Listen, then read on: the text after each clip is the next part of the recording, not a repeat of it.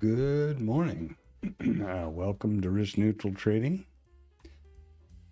Let's see if everything's working okay. Seems like it. Monday morning, I'm always curious what I forgot. Nothing.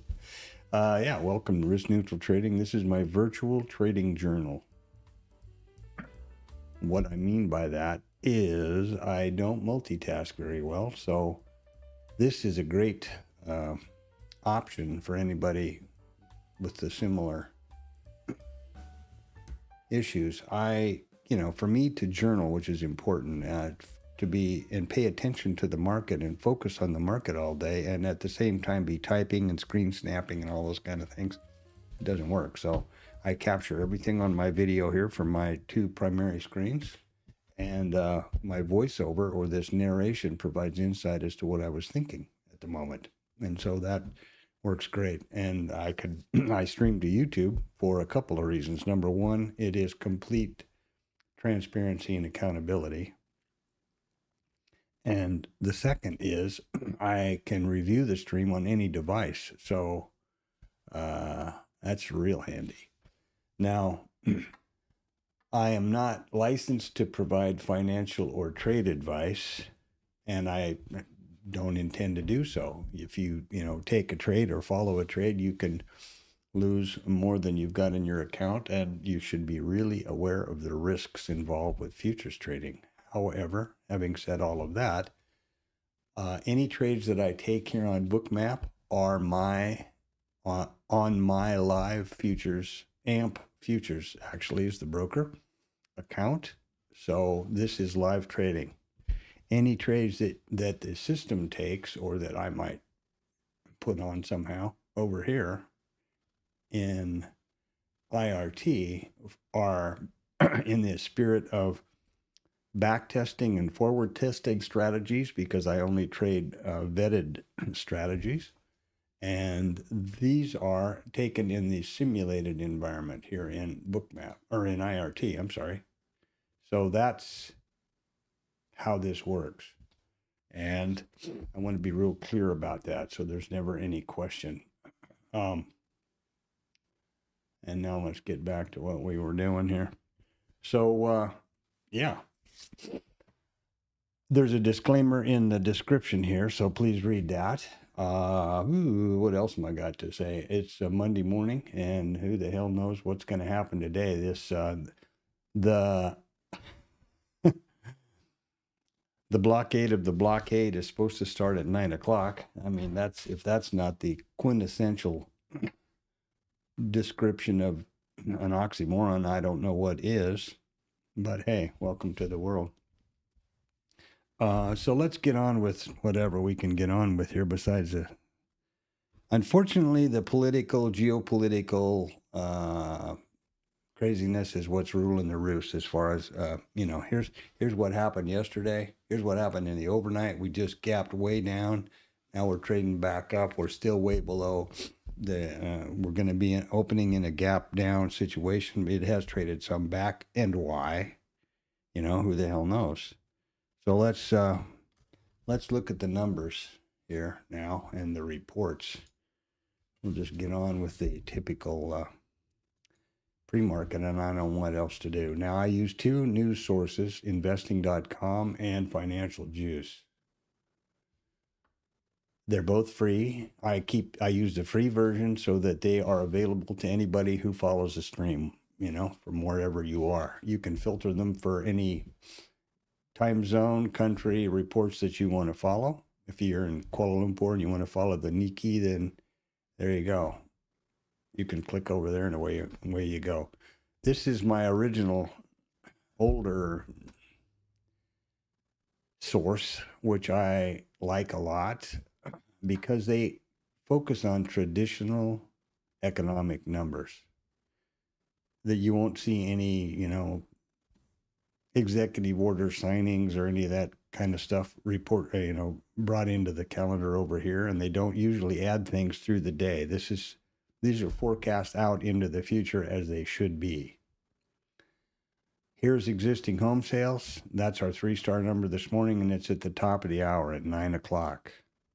Notice that the event title turns into a URL here. If you don't know what the existing home sales report is about, you can click on that and find out everything you want to know. Also, we can track earnings. We can look out into the future of what reports are up for tomorrow, next week, this week, whatever. The second source that I have or use is, what the hell is this? Wow, I don't know what happened here, but this is pretty weird. This is something's falling on its head here. Let me refresh this one. This is Financial Juice, by the way. There we go. That's a little more normal. This is Financial Juice, also free. Also a calendar function over here, but you see where they pull various things into. Now, this is not one of them particularly. Events that are not typical economic reports, but that everybody today, I mean, if you don't realize that in this day and age, this specific period of time, that geopolitical craziness is got a huge probability of disrupting the auction, our market auction, then you haven't been trading for very long, and you should stop and really go back and figure that out, because it's really important. And that's why I like this. They'll pull things like Trump is going to say something, or there's going to be a press release or whatever else.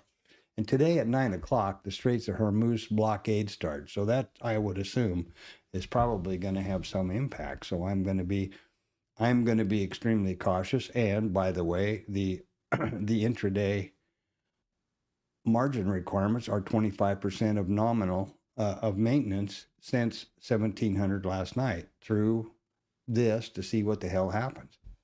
Over here on the right side is more of a squawk box idea, where we get kind of things that are as they occur, news events and headlines as they occur. Pre-market, well, okay, let's have a look. There's the RTH session from last Friday. There's our gap down. Here we traded until, London woke up, basically, and we're trading back up. Now, typically, what would I say? Well, we're still in a big gap down. We haven't closed the gap. Here's the previous RTH low right here. For me, a gap is defined as the high or low of the previous RTH session. In this case, the RTH low, and wherever it is we open today, that will be the gap high, and this will be the gap low. That's how I do gaps. This is IRT. Let me first explain a couple things. In the header of all of these charts, you'll see the chart name, which is meaningless to anybody but me. The instrument, the chart type, the periodicity, and the session. Same for all. Now these are the micros. ES, micro NQ, micro ES high time frame chart, and the mini ES market profile. I don't switch this back and forth. I do change it from full session to RTH session, but I don't change the instrument from mini to micro. I plot the same configuration over here on the minis, but I'm trading micros at the moment, so let's get back here. This is my high time frame chart. I guess everything's working okay. I guess. Good morning, whoever, wherever. Like, subscribe, send money, shoot up a flare, whatever it is. Contribute to the chat. That's a big one. Tell me the secret to your consistently profitable strategy, and I'll be forever, ever, eternally grateful. So this is my high time frame chart, to put the comedy shtick away. These are, again, the MES daily chart. And this is a one-day session and daily periodicity, and it's the RTH session only. In other words, this is real simple. These are every one of these candles is a day. There was Friday, there was Thursday, there was Wednesday. There's a giant gap up, and oh, we're going to have peace in Iran, and you know. Now, what I do then is I draw a volume profile around every place, wherever price overlaps. You see price overlapped here, price overlapped here, didn't overlap up here. Here's a gap up. Now the gap was closed on the day after, but that doesn't change it in my world. I want to try to be maybe right, maybe wrong, maybe different than you prefer, but this is how I do it, and I try to maintain consistency. No overlap, new micro composite. Overlap, the volume continues. This produces, excuse me, a micro composite POC, VPOC, and these red and green lines represent the high and low volume nodes of the most current volume profile here. Now, the values for these high and low volume nodes push to Bookmap, as do the session prices push to Bookmap. Let's just look at something quickly. Well, we're at 79% volume, looking back over 20 days for this time period. Last night when I looked, this was 170% when we had that giant drop based on the Iran negotiations falling over. So there you go. Oh, and I'm sorry, I forgot to. And this is the ATR, this 1.5, 1.5 point ATR, average true range in a 1 minute candle right now. So let's look at Bookmap. And here we are. This is the heat map or the chart, whatever you want to call it. This blue line that you can barely see is what I call Blue Boy, and that's a real top secret indicator called a vertical line. I put that on the first print of every session. I promise. What happened to every session? Where the hell did everybody go? Wow, way above us, that's why. There's Blue Boy from Friday, and here we are from the overnight last night right there. So there you go. Now, the columns here from right to left are the dome or the price ladder, the order book, whatever you want to call it. These are resting prices of, these are just all the prices, and then the resting liquidity at each of those prices. These are limit orders. These are not trades. They're limit orders. This is the micro composite column, which I enter manually. Here's the MCVPOC. There's a gap high. The gap high for today is going to be up here at Friday's low. See how that works? And naked volume point of control from Friday, etc. These are the high and low volume nodes, which push automatically from IRT to Bookmap. Guess everything's working okay here. Seems so. Full session volume profile. Started plotting last night at 1700 and will continue through 1600 today. This is not the ETH. This is the Globex of the full session. RTH volume profile and delta will reset at 8:30 this morning. And this is the statistics column, which is important for me. We'll talk about that in a minute. And these are the session prices, which are pushed automatically from IRT to Bookmap. You see there? And here's the statistics from last Friday. Now, notice there's no indicators on my Bookmap, or there is a volume profile for the full session and the RTH session, and the POC is nothing more complicated than the price at which the most contracts have traded so far in the session. So 68.15, 4,039 contracts have traded so far in the overnight. The minute some other price has 40,040 or 4,040, this line is going to move there. Very simple. It was down here at 36. Now it's up here at 40. Easy.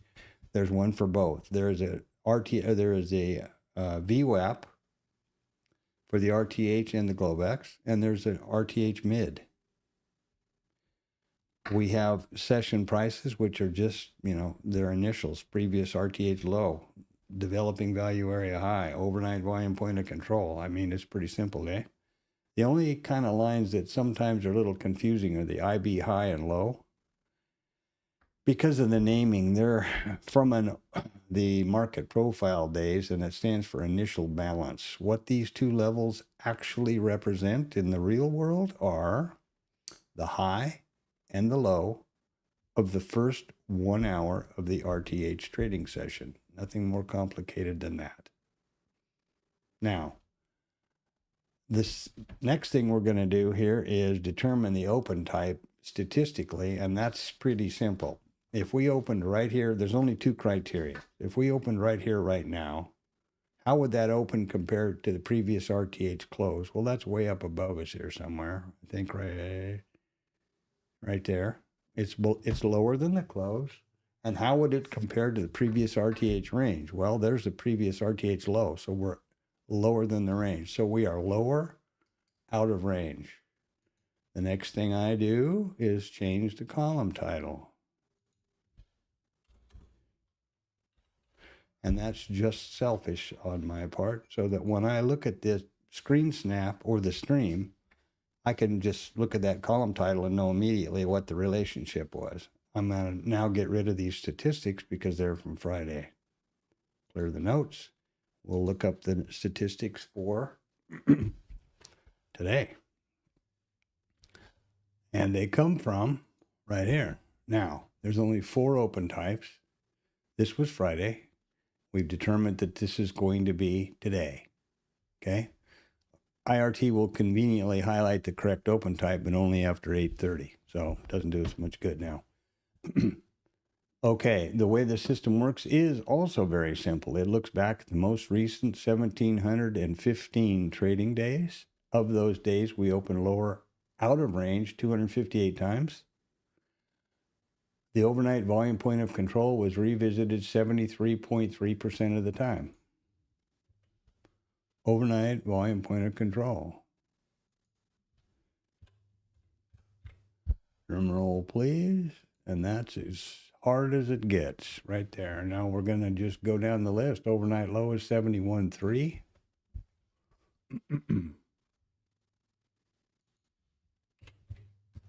And notice that these are how these statistics are their probabilities, right? So the second highest probability in the lower out of range day opening type statistically is the low. That's interesting, I think.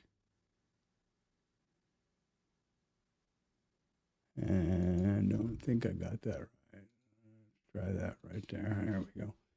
And the next one is the overnight low, the IB high, 68.2. That puzzles the hell out of me. I find that pretty bizarre. But it tells you that the market's could whip up and whip down. That would close the gap, whip up and whip back down. Isn't that strange? And the overnight mid is 67.8. And that went somewhere around here, right there.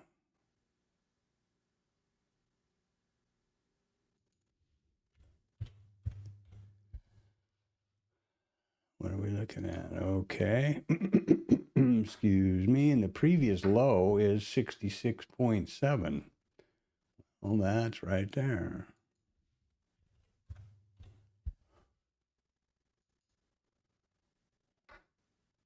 IB low is 59.7. Now this should tell you something. Okay, here's price, right? No, it's okay. Still, I was going to say something else. Well, yes, I will. How can we possibly get through 66.7 to get up here to 68.2? That is a clear example of these are just probabilities. They're not hard or fast lines in the sand. It's just the probability of the number of times this level was revisited by price when we open lower out of range. That's all. Doesn't have anything to do with war, the Straits of Hormuz. We're going to build, another idol to the god. I mean, nothing. So there we go. And previous close, I'm going to put that one in there for right now, is 41.1. And I think we determined that that was right there. Again, that's another one that is pretty crazy.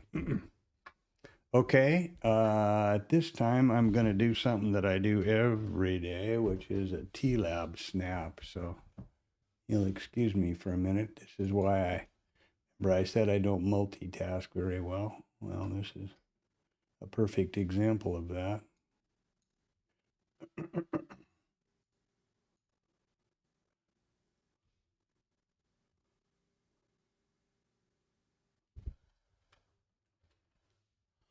And this is why I stream, actually. So stand by and then I'll tell you what's going on.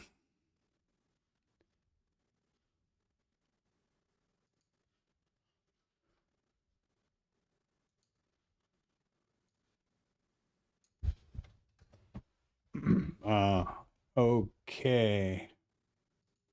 The TLab is a Bookmap Discord chat room started by a guy named Tom B.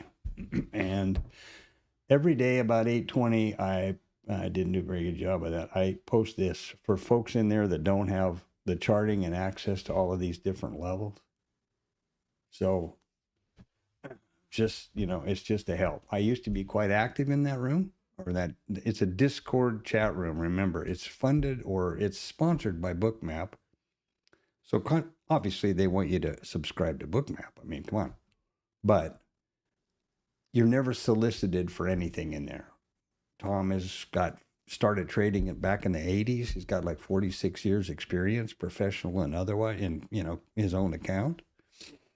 It's not a trade calling room or live trading room. It's a Discord room. And he does stream about an hour and a half every day, I think from 10:30 to 12.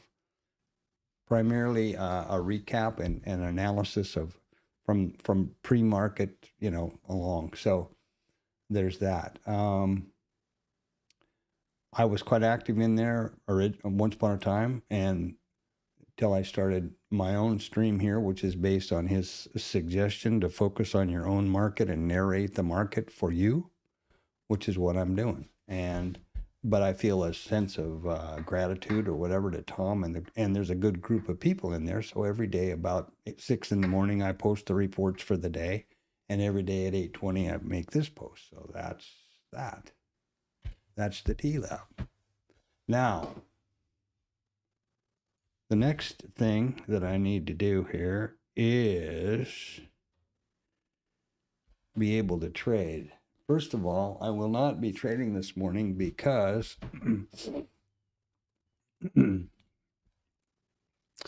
margins, the intraday margins are elevated to 25% of maintenance because of this potential volatility around the Straits of Hormuz story. Also, that will be the case tomorrow because of PPI. Now, I could trade those, but I figure if the broker thinks that there's a big enough chance and the CME thinks there's a big enough chance of increased volatility, might be wise for me to stand back and look, right? Also, this morning is the Monday morning school run. So I have Monday and Wednesday, I have a school run at 9 o'clock. So, I'm going to now go ahead and activate and go through this whole process, but I won't leave this on while I'm gone. So the way you can trade on Bookmap is to activate the trade control panel with that button. And then you must select a way that you will interact with the application to trade with your mouse. If you choose chart, the only place you can trade is an active data column right here. Notice the mouse pointer is a $, and over here it's an arrow. Well, this is the active data column. If you choose DOM, the only place you can trade is the DOM columns, and then both is, yep, you got it. Now, also, you want to be sure that your trading statistics are on the right thing if you're using them, and I recommend to do that. But I mean, why not? It's free. And then multi-brackets is where I implement the risk-neutral methodology to my trading. The smallest risk-neutral package you can have is a 2-lot. It must be because it needs to be an even number, and you'll see why here in a second. So here's the package, 2 lots. This is the stop for the entire package. And, you know, right now, 5 minutes before the open is not the time to be figuring this out. You need to determine what this stop loss value is that suits your trading and your account. In my opinion, the first thing you better be looking at is your account risk parameters. Maybe you're trading with a prop firm. What's the daily drawdown? You know what I mean? You need to have this figured out long before. Assuming these values are correct, the first risk neutral trade or take profit T1 is automatic. It's for half of the package and for the same number of ticks positively as the stop is negative. And then there's a runner. Many runners, or however you want to set that up. Do whatever you want. Also, there's another thing they have down here, which is kind of handy you might want to use, and that's Execution Pro. Can trail to break even, can trail behind. You know, you can set it up to trail behind. You can do a bunch of stuff I don't even know about, and I'm going to keep that off for now. But there you go. So after you have selected your risk neutral in your trading package, and you've selected a way you're going to work with the system up here with your mouse, I don't need the rest of these tools in the trade control panel anymore. There's the volume. There's the this package size. These trade metrics are very important, but I have them reproduced across the top up here, which you can turn off or on. You don't have to have them. So I can click this button. Again, it stays green. We can trade. I get the real estate back on my screen. I've got all the metrics. I've got cancel all and close all. There we go. And we're going to open in about 3 minutes. So what I'm going to do here now is set this back to off because I'm not going to put a trade on before the school run. Okay. Now, and at 8:30, we'll put Blue Boy on for the RTH session. And there you have it. I think that's pretty well up to snuff now.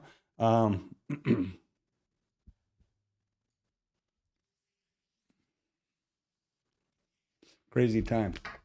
Crazy times we're living in. Amazing.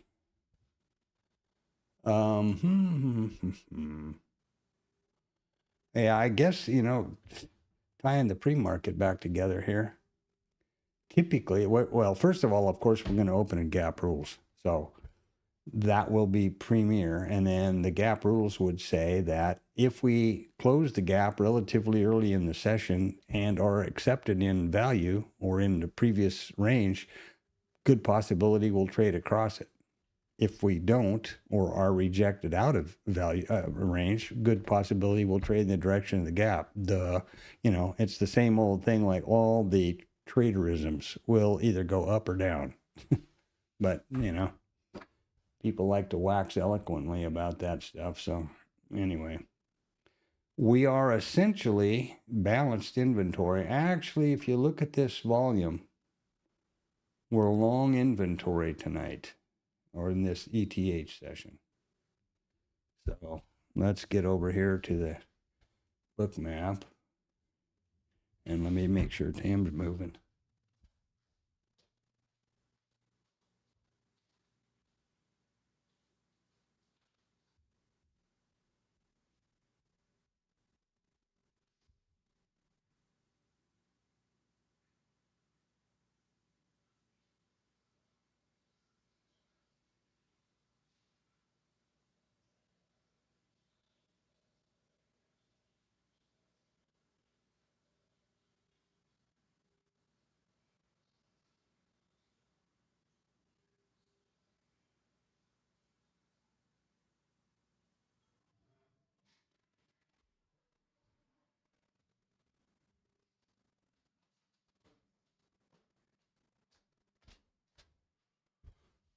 And we're open. And we're in gap rules. And a bunch of other stuff. Wait a minute, I didn't want to do that. Why to do that? What happened to the open?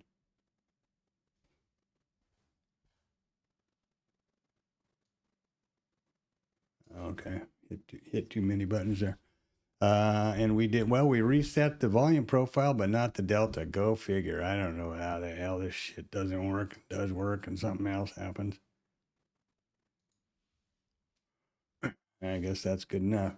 Now remember, the RTA, the IB high and the IB low are going to jump down here to those two, huh? Above and below the current trade. We got price chugging up. There's our gap, previous RTH low. We'll probably close it. That's only 10 handles.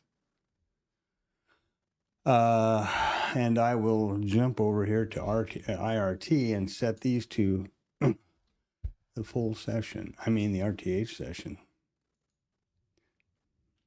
Sorry.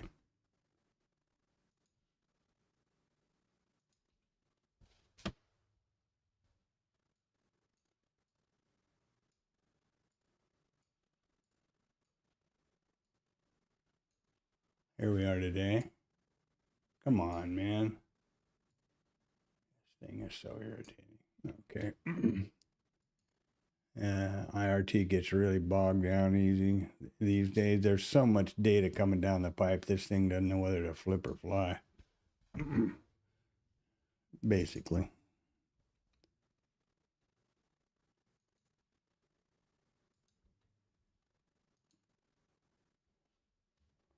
And there we go.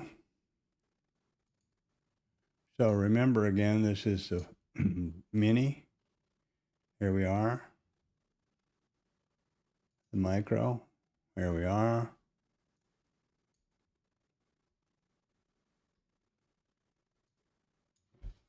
We're got a lag going on here.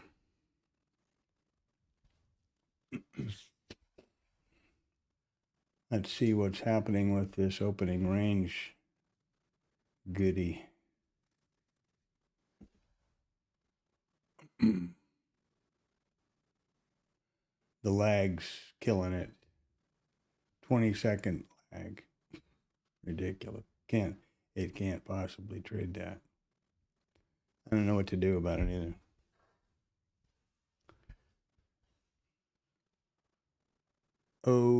Okay.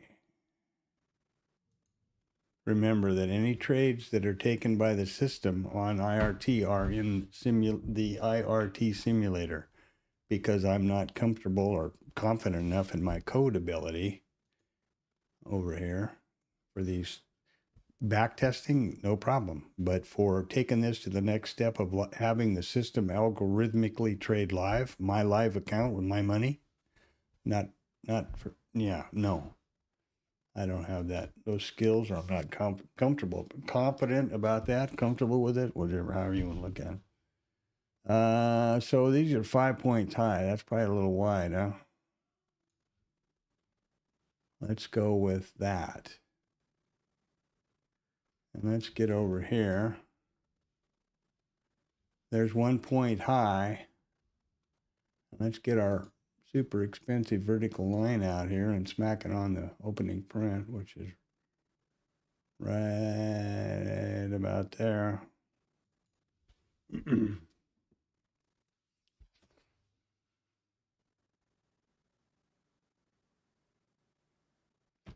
Okay, what's happening? Don't know. I better go wake up Hermione here in about 30 seconds. And good morning. Hey. Bon dia. Bon dia. Muito bon dia. And I don't know how to say anything in Ukrainian or whatever, and so on, but good morning. And here we go. Well, you know, not to say anything about military intelligence, but we're having a blockade of the blockade. So there we go. I think that makes perfect sense in not very logical, perfect sense world. Jesus. And all the commentators are saying that the whole thing about the peace talks and sending Vance instead of Rubio was to throw Vance under the bus because it was a non-possible thing to do. I mean, Jesus, Christopher Christ. It's just like a soap opera. I can't watch any of these news shows or any of that stuff. It's just too crazy. Some of them are kind of funny, but, you know, it's like, I do like some guy, whatever his name is, who's going, well, we're having a blockade of the blockade. That makes good sense. In the middle of no place, like, you know, like it's any of our business in international waters to be overdoing something. Any more so than it is Russia's or China's business to be, you know, claiming land in the South China Sea around the Philippines. But we're setting some real dangerous precedents, it seems to me like. Yeah. Okay, get the girl up. Hey, Panda. Oh. You want to say good morning to good trading? Huh? Oh, okay, there you go.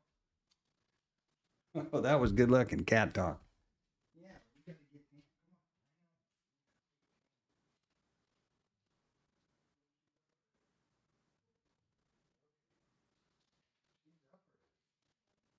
I just want to make sure you were awake. All right, here we go. Yeah.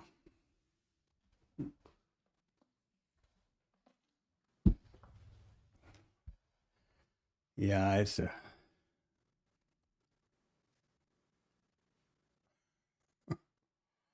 It is really screwy out. All right. Well, here's our. Where am I here? So we poked our nose up there. Didn't look like we're too anxious about coming after the low to close the gap.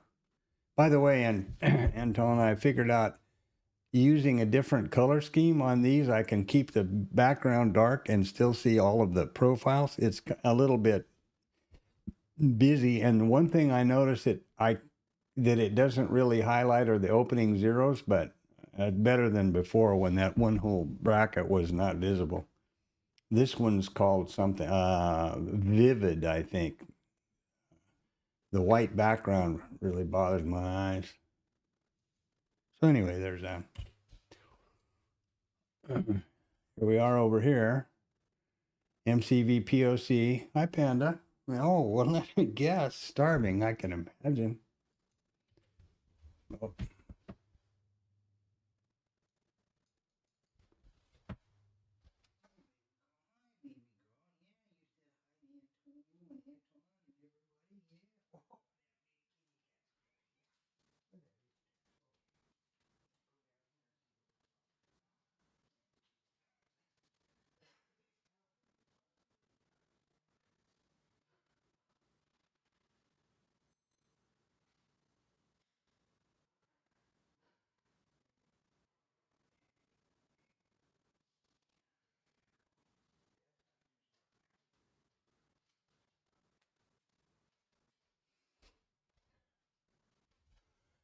Well, so the swing low is there, and now they're coming back up. First of all, why in the world will we jump way down on a gap down and then all of a sudden, you know, what good happened overnight to have them traded up? I don't have any idea. I don't think anything, but there we go.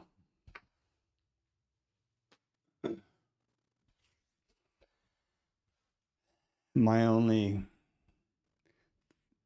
pre-market thoughts were that we gapped way down, traded it up, and then now we come back off again. So we were above about, I'd say 80% long inventory on the gap, and now we're selling some of it down, but not much.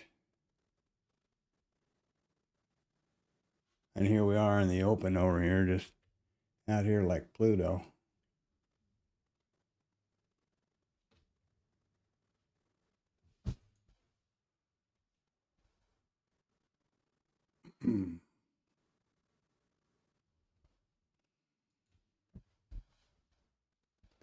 happening is this thing? Is it doing something?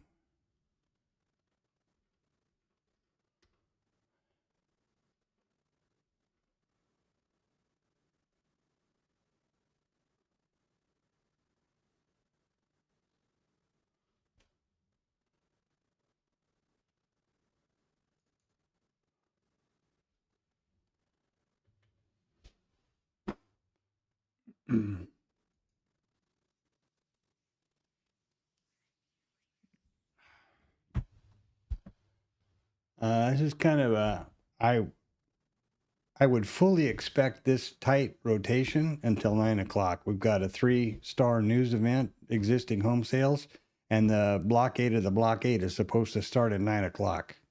Who picks that out? I don't know. And 9 o'clock in the morning in America, you know, what the hell time is that in the Hormuz Straits? I don't know. Middle of the night, maybe? Beats me.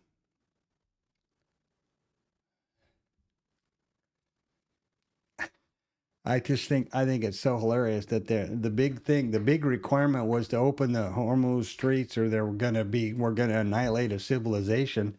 And the first response to not getting a peace deal is to blockade the Hormuz Straits and not let anything through, any vessel through.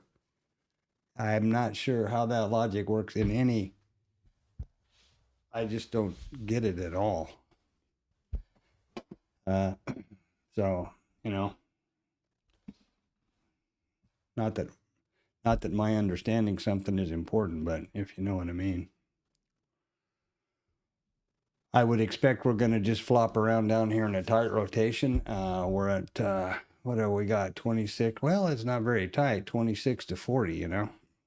About 15 handles so far. Better put on some pants if I'm going to go do the school run, I guess. Welcome to the stream, Risk Neutral Trading. Remember, it is for my virtual trading journal. So,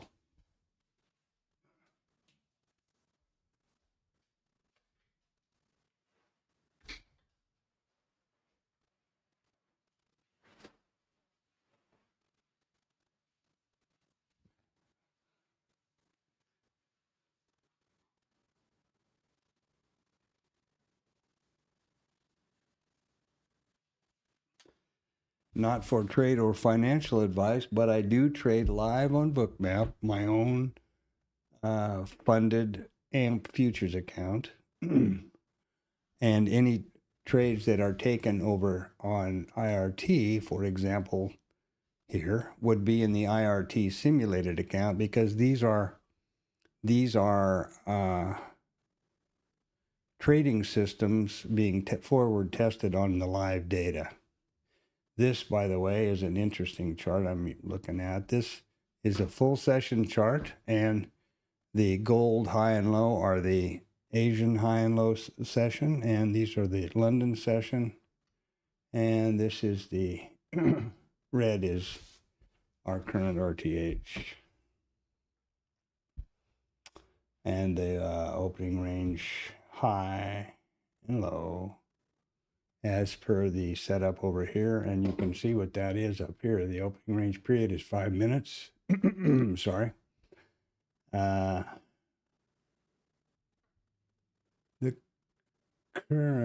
actual opening range is, wait a minute.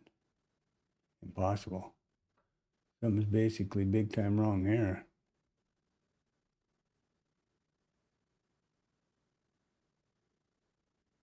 What am I looking at? Oh, yes. I'm sorry. I was looking at doing some stuff with the NQ over the weekend. I'm thinking, Jesus, this is not 65 gap. So right now, the opening range on the NQ is 65 and a quarter handles. It's 9 and a quarter handles on the ES, which works out pretty good. Wow, is that right? Jesus Christ. I noticed, Anton, that remember that I was telling you about the gap guy, this opening range guy, that what I'm trying to do, just for, the sake of the stream and history here, is if you're around YouTube or anywhere, you see that these opening range trades seem to be the trade du jour of everybody in the world. And actually, it's a trade. The Tom, the trader, Tom Hogarth, that school run trade of his is an opening range breakout. That's all it is. Different opening range periods, but that's all that is. So anyway, I set it upon myself to try to vet another setup in addition to the initial balance, which I have here.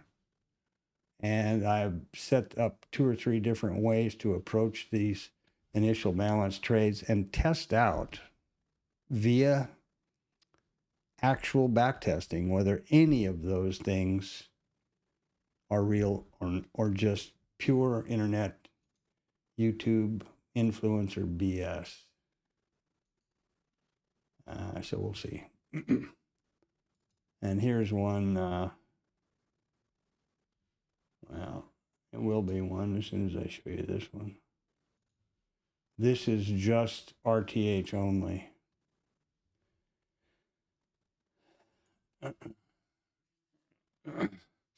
Anyway, the point of all that diatribe was that the guy who does that one who I genuinely thought from the sound of it was maybe sincere and had something going on, either trades that on the Qs or NASDAQ.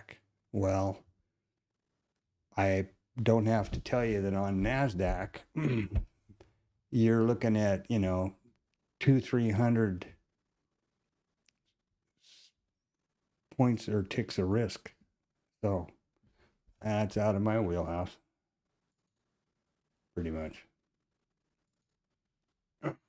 And maybe and the same thing with Tom Hogarth.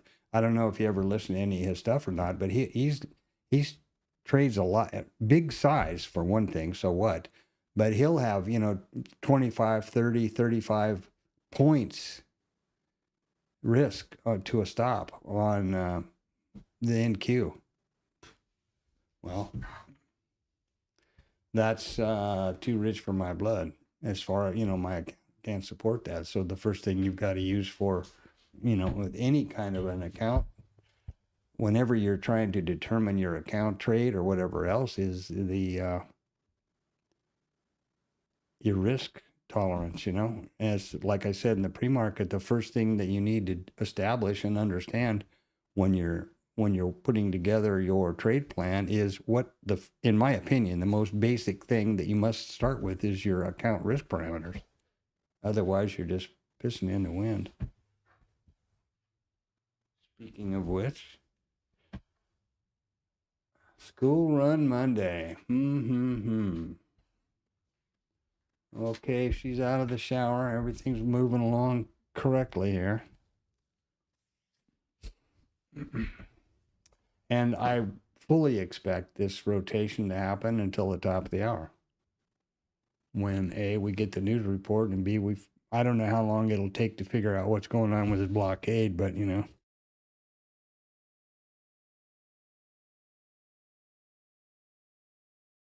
that is a clear and ever-present day. Well, something happened right there.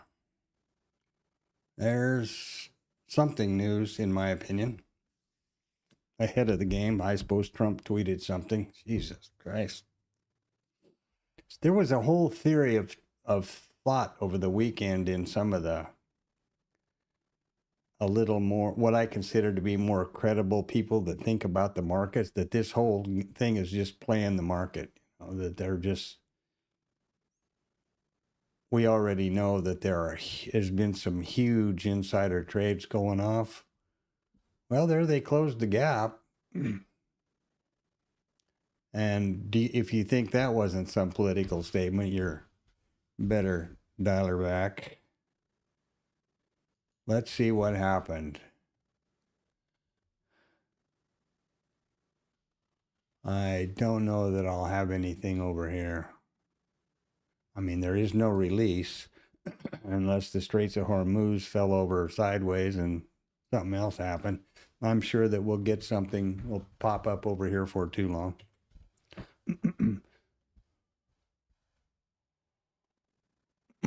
Well, there's the gap rules.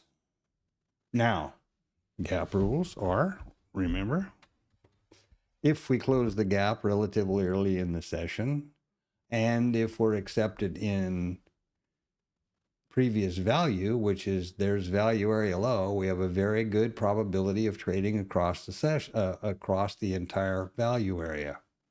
Well, this looks to me like there's peace in the world. Everybody's got, $100,000 salary and something happened. That's pretty obvious.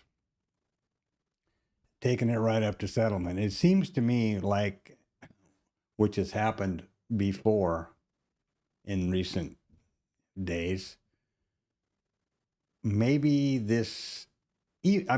surely by now, everybody on the planet understands that what the president says or tweets is usually BS with no real value behind it. And that's okay. He's trying to be a political guy, I guess. But what strikes me as the market uses those as precipitants to do what they were thinking about doing in the first place. That's the only way I can explain it. And I know that doesn't make any sense.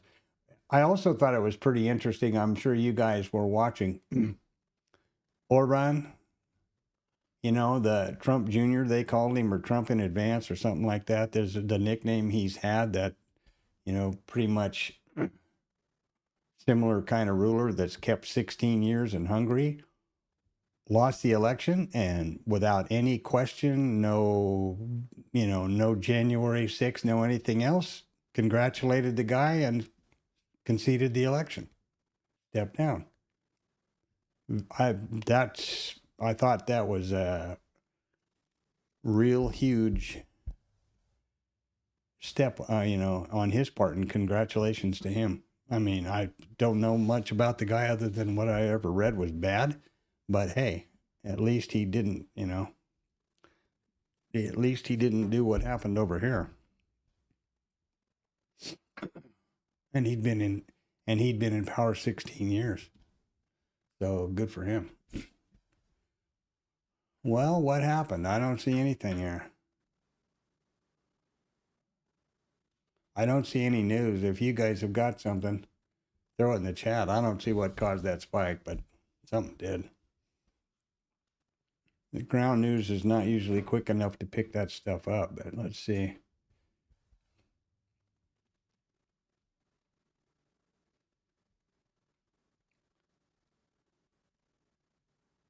No, this is nothing.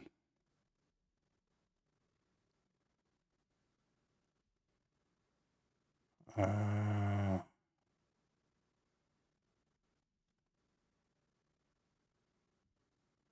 don't know.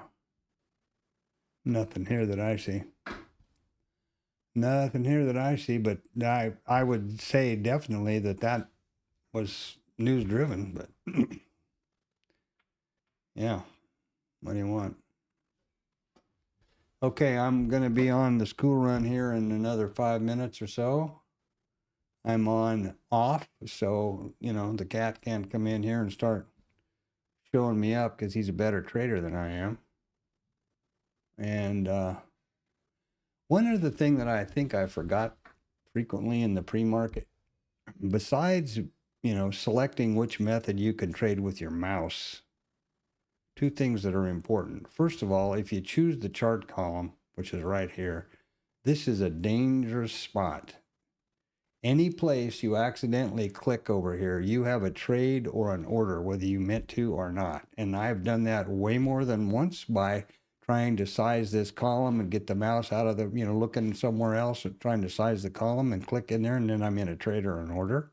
That's something to be careful about. The other thing is you can trade with your mouse. You can set it up with your keyboard, just as I have done here. And I'm going to move this out of the way. That's another thing I've done. Tried to move that and clicked over here by accident. Anyway, these are the hotkeys that I've set up to trade. Works great. The only thing and this is not a problem of Bookmap. There we go. Oh, there you go. New York Post, Iranian officials are studying, and here you go, read it for yourself, are studying abandoned uranium enrichment as a U.S. condition for ending the war. Okay, that makes sense.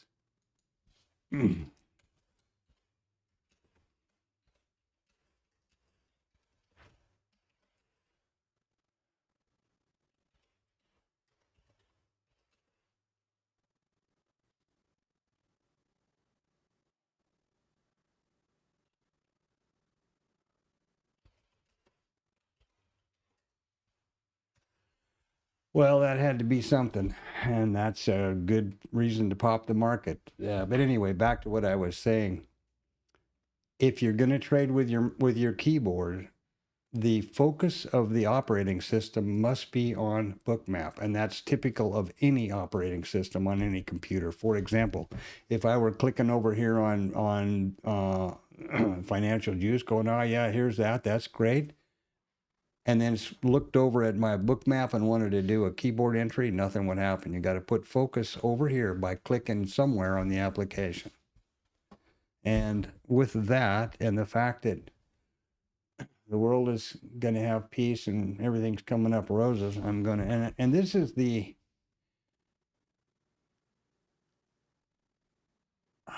New York Post. Now, isn't it interesting that the New York Post would have that headline and not anywhere else? Maybe they're trying to beat Trump to Truth Social.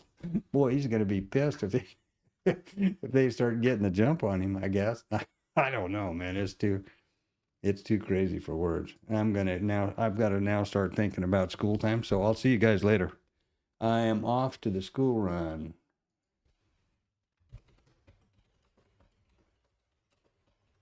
And I will kick on the music.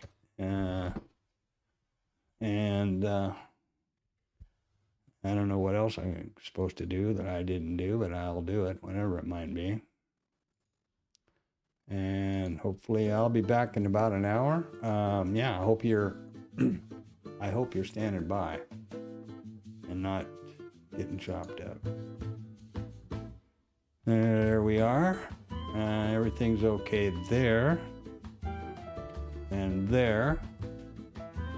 Okay, seems like we're all right.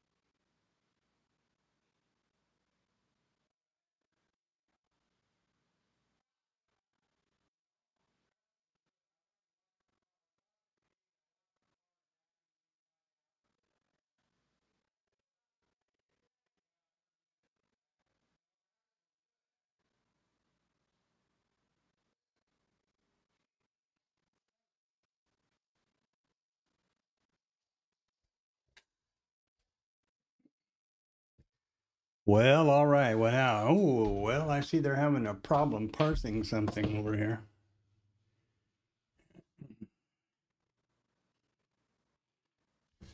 Well, let's see now. What's that all about? Let's see here. Let's see here. Yeah. Back, and more back. Lots of rain, some flooding. This place, it's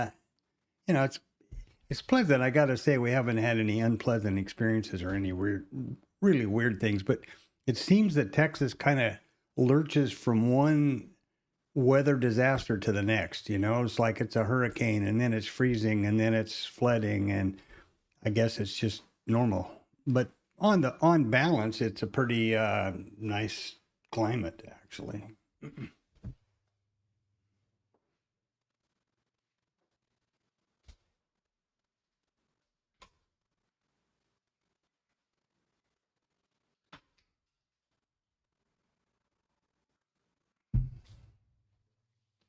And having said that,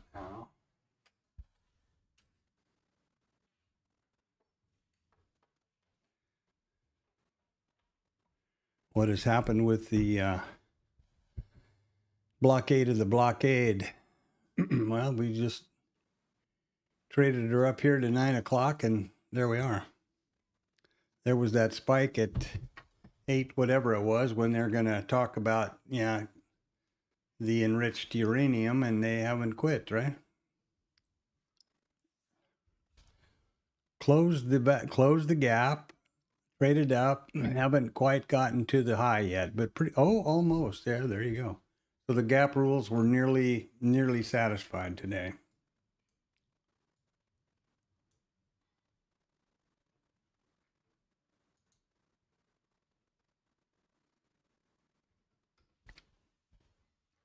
The gap rules were nearly satisfied today.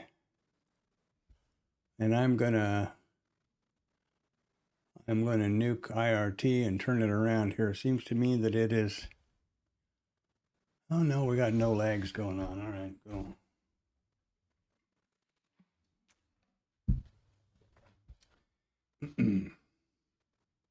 Pretty amazing how those old things kind of come to pass, isn't it?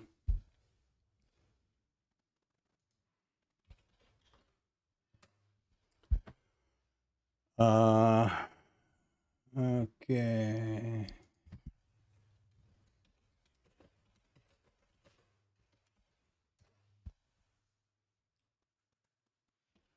Let's see now. Well, we've taken out the initial balance high, and so there's an initial balance statistic being satisfied over here. I see an A, a B, and a trigger, and I don't see any positive outcomes. That's kind of disappointing. Yeah, well, there's the A, the B, the trigger. I'll analyze that. It looks pretty good as far as the rules were written. Hey, Panda, what happened to this extravaganza over here? Nothing. And that's correct. There's been no signal here. Okay, cool. Well, there you go. What does Panda want?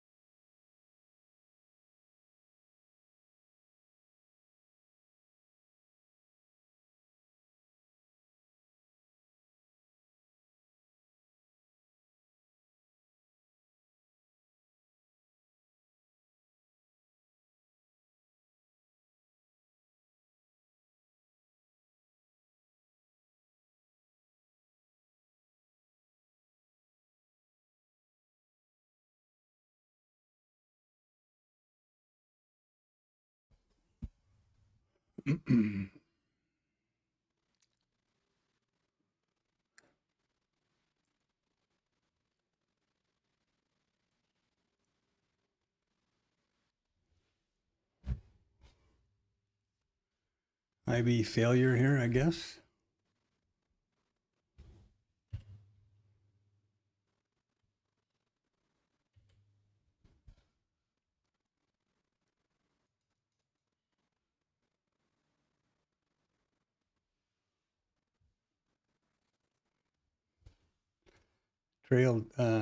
Trailed to scale because T1 was taken out. Now it looks like we're going to try to get down to T2. And I'm busy petting the damn cat.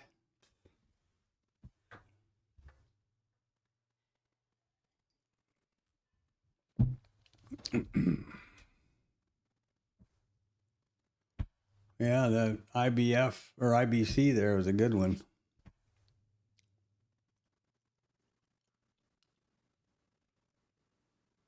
But what was that big spike all about?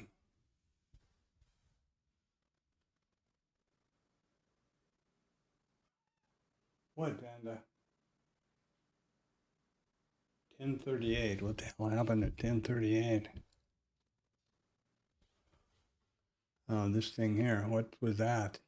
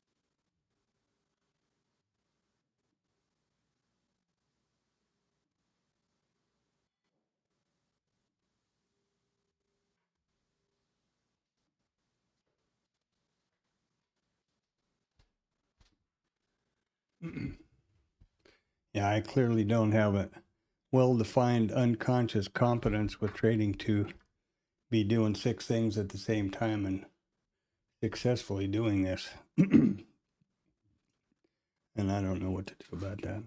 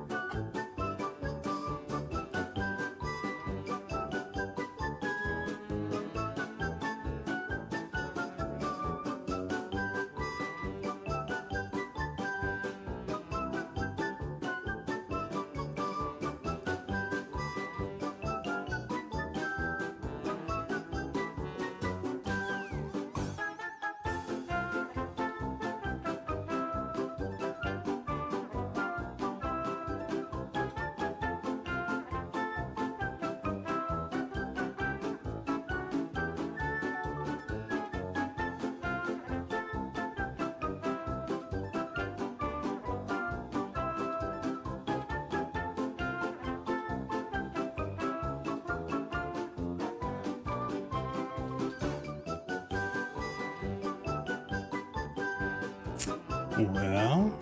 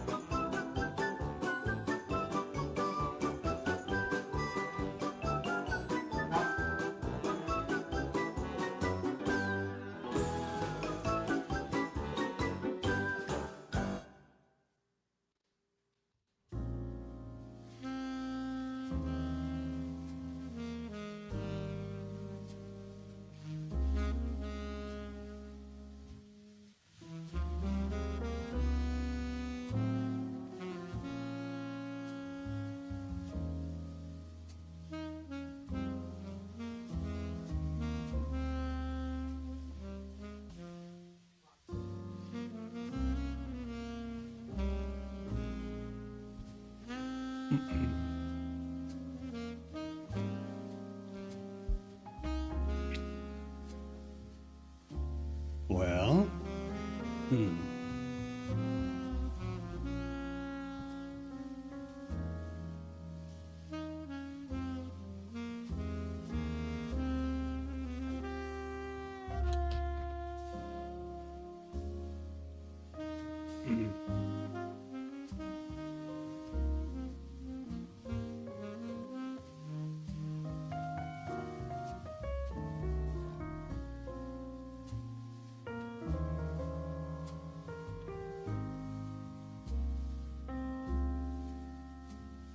yeah, so here we are. There's the market. Blue boy's over there telling us where the beginning is. This is the first print, remember? So there's the entire session so far in hand. We've got IBs migrating up. We closed the gap and are trading well in it, and actually have essentially fulfilled the gap rules here. P-shaped profile, which is short covering, in other words, buying. We have a couple of IB trades here.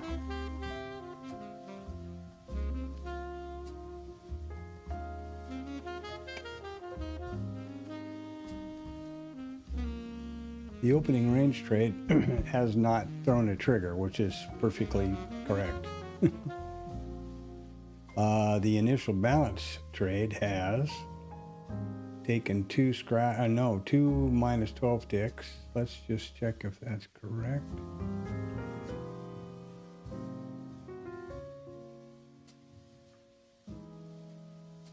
Yeah. And this one here, we're looking at 48. This would be, it looks like T1, T2. We've already got T1 out of the way back over here. And the way this is set up today is when T1 is achieved, then it scales to break even or entry. So, no, that can't be right. I must have taken that off because we don't have a scale there. There's T1, there's entry, and these are all above it. So that's, I'm talking out my butt here. Stand by, let me look. Oh, I thought it was set. Oh, wait, wrong one. Oops. Never mind, let's look over here.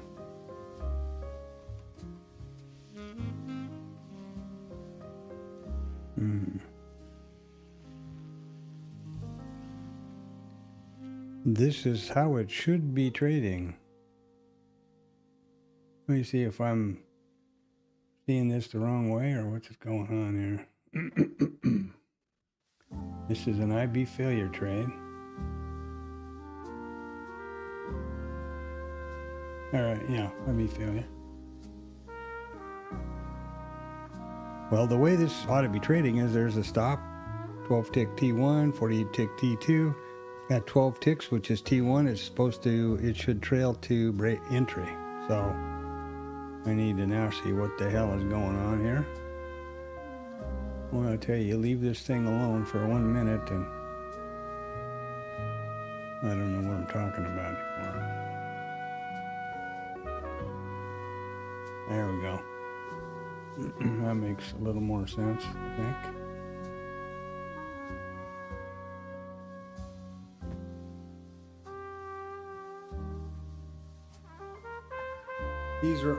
These are all reasons why anything taken over here is in the IRT simulated.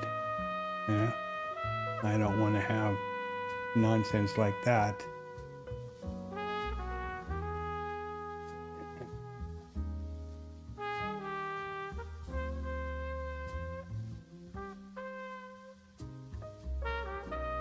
Nonsense like that happening in a live account, as I suppose you can imagine. And I'm sure IRT knows what it's doing. I'm sure the weak link in the chain is on my side of the monitor here. I'm sure. That's my first assumption always. what did I do wrong, or what do I need to do to fix that? So here we have, there's A, there's B. We're looking for the trigger and the entry. So that would be correct.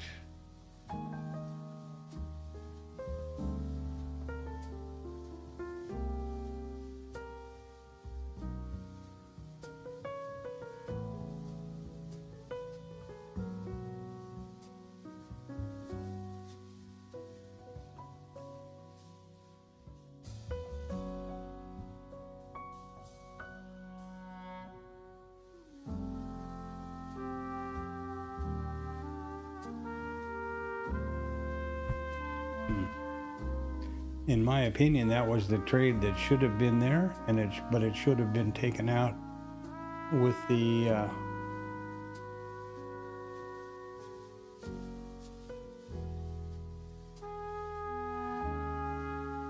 stop.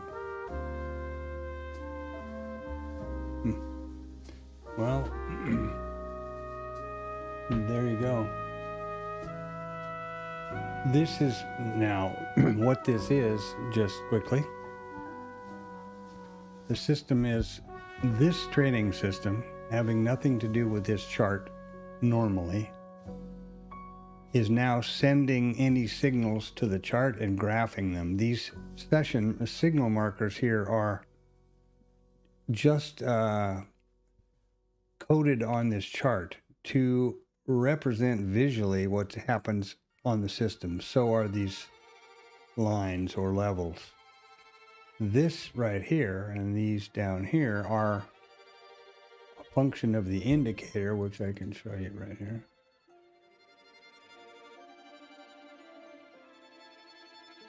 This is the trade system indicator, right? It was coded by Chad Payne a long time ago, and one problem with this thing is it only deals with two targets or a target and a stop. It doesn't have multiple of either. So it makes it kind of unhandy for me, but it's better than nothing. And I'm going to do something here now to see if, now that'll erase everything.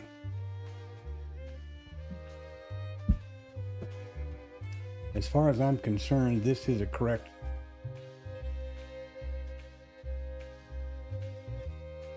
would be a correct entry trigger right there.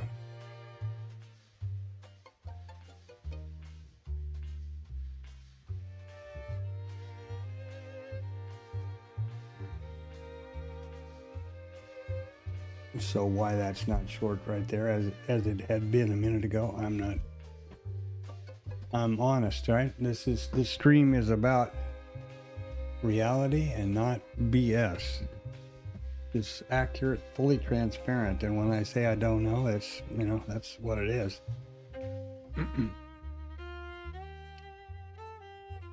Now, this would qualify essentially for, I did some changes so that I have various variations of these session level lines in here. This one happens to be session levels. I have one that just plots the IB stuff, and I have one that does the IB stuff and the session levels, and I'm going to put one on for the opening. I'm going to build one up for the opening range stuff too. Not that that means anything to anybody, or that I'm going to suddenly become rich because of it. So what have we got here now? This is an orb, is it? Or not an orb. This is a breakout and a retest. So we've had a consolidation, breakout, retest.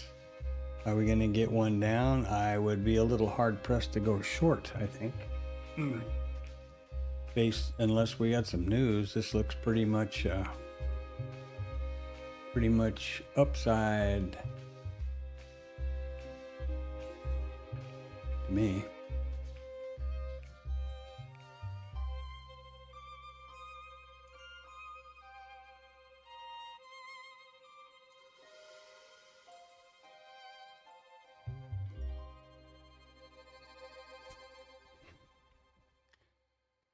I have a rule Well, I have a lot of them, but in particular, if I've been away like the school run days, I don't, the last thing I'm going to do is pick up the mouse and start clicking until it's pretty obvious if you follow the stream. I'm pretty hesitant to trade, probably more of a function of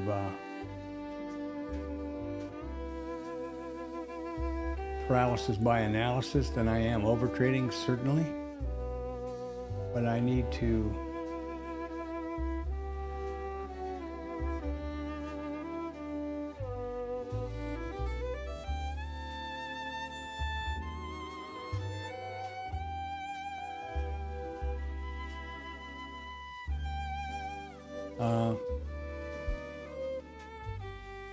but that's one of them that I'm very definitely have had for a long time.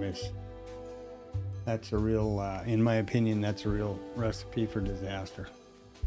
I used to do that, and again, that like everything I say, pretty much it's experience talking. Walk out to go have lunch or something like that, walk back, and oh, trade, boom, and then, oh, wait, no, pounded up my what? Yeah, it's, yeah.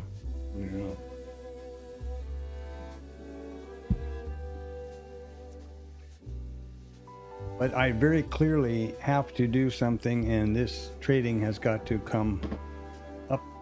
I need at least 2 good trades a week on minis to support what I need to fill in with the rest of the stuff I've got going on, or I am going to have to bring this whole thing to a halt and go find something else to do.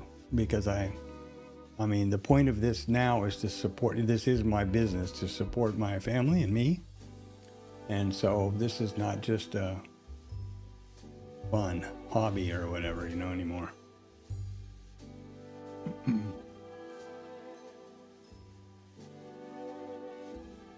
The workflow for these values that have been, or numbers or levels that have been revisited or are no longer active, I changed the text color to black. Like, oh, what happened there?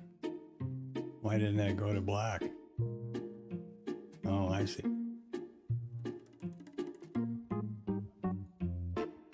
There we go. Style, text, black. Okay, you bet. There we go. Then I'll take them off later today or whatever.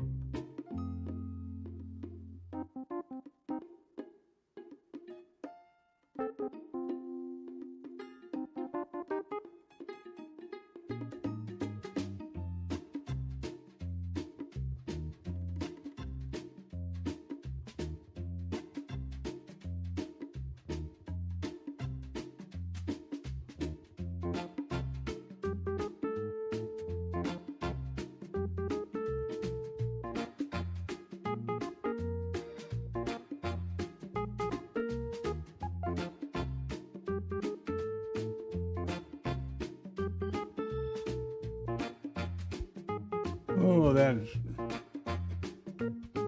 IB failure is working out spectacularly. I'm sorry that it's not.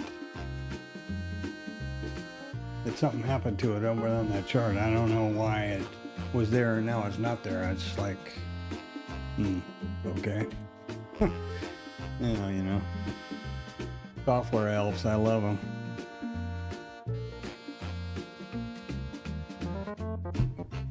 Code monkeys, they're worse than Monkey Boy, I think. Between the two of them, I'm in deep trouble here.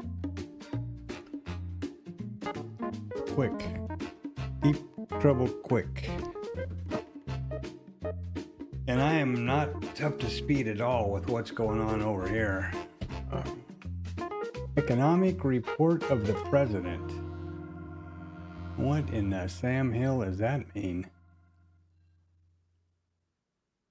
2026.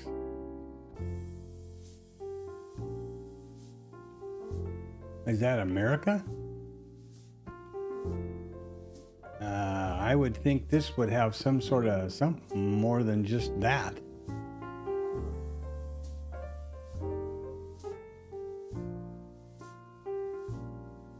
I don't know what that means, and I'm not going to go look, so. But I would have thought something a little more, I would have thought something be over here. It's something that might be. Let's do this. No? Existing home sales was a freaking disaster. Negative 3.6%. And they were trying to make everybody believe last month was 1.7% positive. I tell you, if they don't stop trying to cook in the books here, besides all the other problems that have befallen us on the world stage, people are going to lose. If people lose faith in American markets and the rule of law and those things, we are in deep doo-doo. That's my opinion. I mean, I hope everybody recognizes that,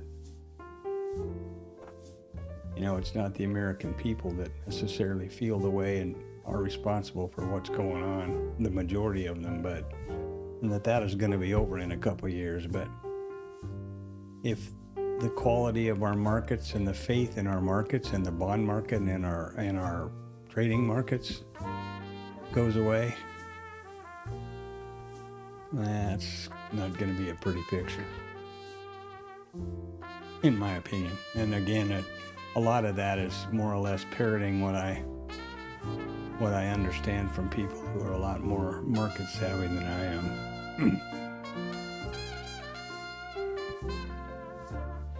France withdrew 100 and something tons gold from the New York depository and moved it back home. First time in 100 years.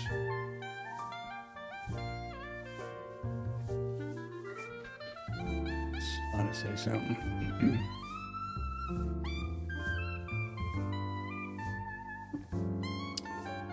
I'm assuming that this would be considered a consolidation right here. And that would be a, spike up and a spike back down. I don't know whether you could call that a breakout and retest, or this is based on some crap that economic report. I would hesitate right here. There's an IB high. Oh, that's some news, some bullshit. I'm sorry, some crap happened right there. That's a newsy woozy deal there.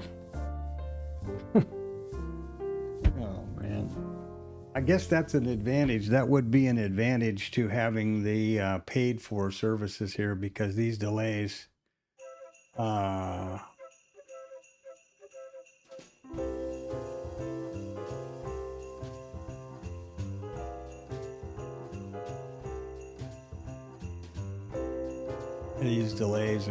who knows what's really running this, who knows what's pushing this. I can only wait over here and see if there's a big red headline. I can't imagine that anybody in their right mind would listen to some White House spin about the economy. Maybe, but that seems pretty scary. That it would have this big of an impact in the market. After how many tacos we got to eat before we realize that you can tell when they're lying because their lips are moving, kind of a deal,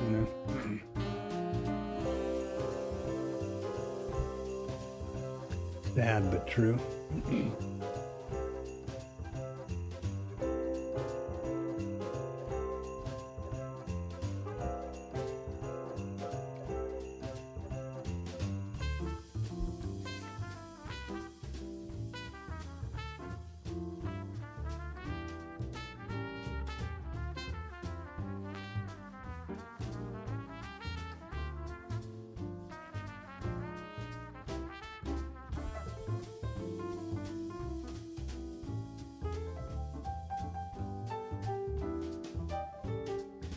That bump might have been on that news with Chevron, I guess.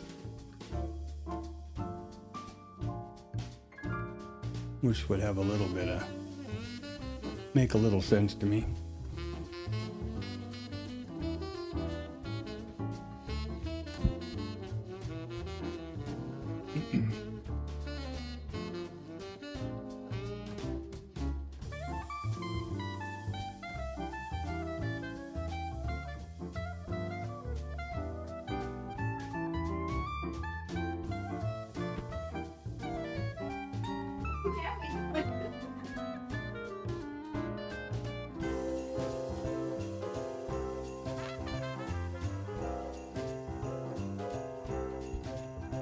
Well, what is it? I am Monday, okay.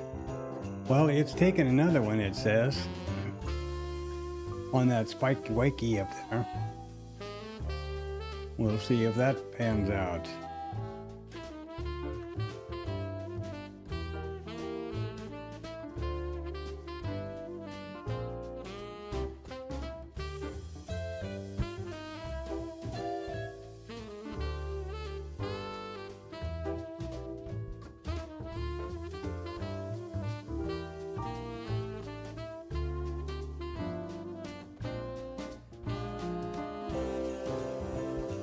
And it's already on a B, and now it has very definitely trailed to zero, and that's why. Whoops, gotta get the right mouse going on over here. And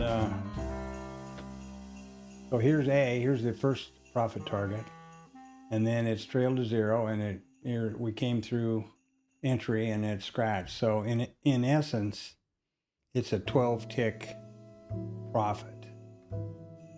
I know that's confusing, but there's nothing I can do about it. Eddie and those guys are not interested, so. Or at least they're not interested when I ask about it.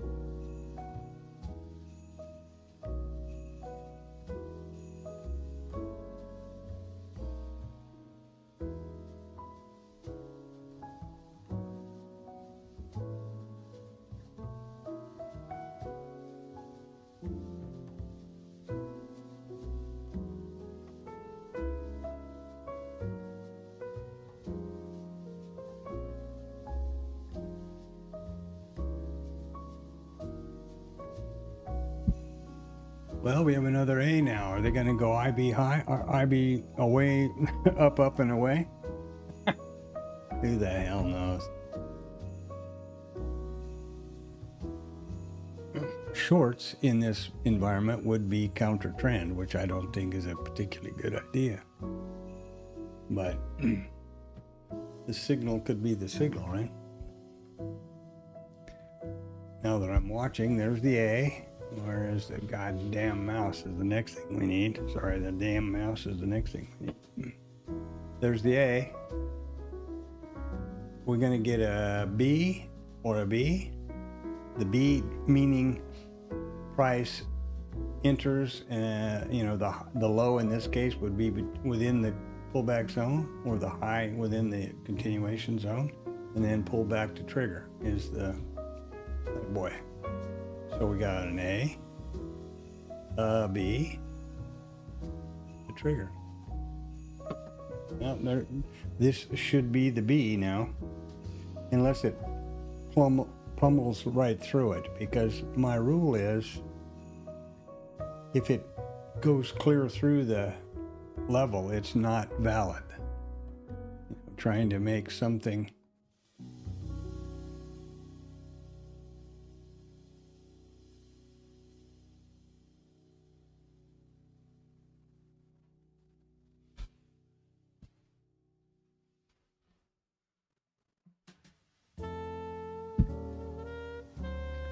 and there's a trigger. You're pretty damn quick. Oh, wait, I haven't turned on my trading gizmo yet. Let's do that. Let's turn on this. There we go. Both. Boom. Okay, now did we get a trigger? No. Where are we even? I don't even know where we are. Oh, I don't have the triggers over there. No trigger yet. No trigger yet on the, and I don't have the IB stuff over here now. Today. And I don't want to switch screens and activate it and do all kinds of stuff. So I'll watch over here. So that ought to be a trigger, but I'm not seeing a trigger and I'm not wondering why.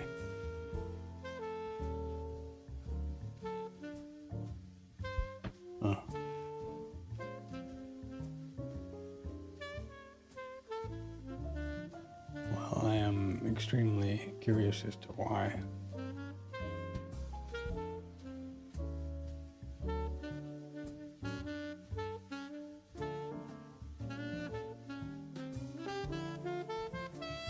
And because I'm curious about that signal, and I'm going to stand by.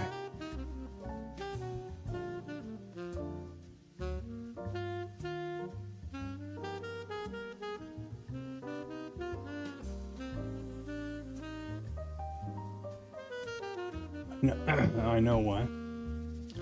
My signal is written so that price should be moving up into the trigger. It did not. And it opened in it and closed. Now, how can that even possibly be? That's impossible. Jesus Christ. If you see my point, it's impossible to get from a close here to an open up here. That's got to be an error. The open has got to be equal to the close. How is this working? Here we go. Here we go. This is anomalous right here. That's impossible.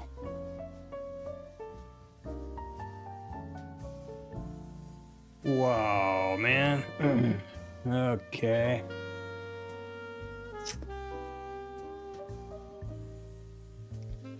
That's looking at Bookmap, I'm not going to be taking shorts here. You know, context is clearly up and has been since 9 o'clock or more. Has been since the open. When we closed the gap, satisfied essentially for all, as far as I'm concerned, we satisfied the gap rules. Have we gotten anywhere? Have we gotten any kind of a down move? We got a breakout and retest. Breakout, retest. And up we go. Poor read on my part. And that breakout and retest is something that I have no idea how to code in terms of the backtesting. And the reason I'm so vigilant about this is, oh, there we got a short, finally. The reason I'm vigilant about this is because I have a commitment to myself in the stream, or, you know, myself, and this is my journal, to not take trades which I have not statistically verified or vetted. But the weak link in the chain, once again, is me. I don't know how to code well enough or quick enough, you know, to do this. Took me a while to get the initial balance thing figured out, and it hasn't been performing very well through this environment. Recent, and that's perfectly understandable, but that's exactly why a person needs to have more than one tool in the shed, right?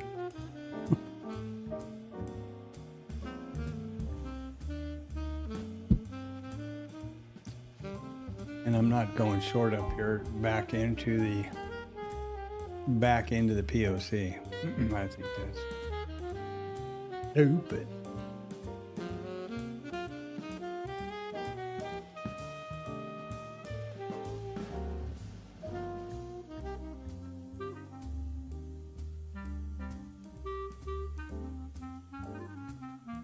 So yeah, welcome to the stream. Thanks for coming by. Like, subscribe. That's great. Contribute in the chats. Super great.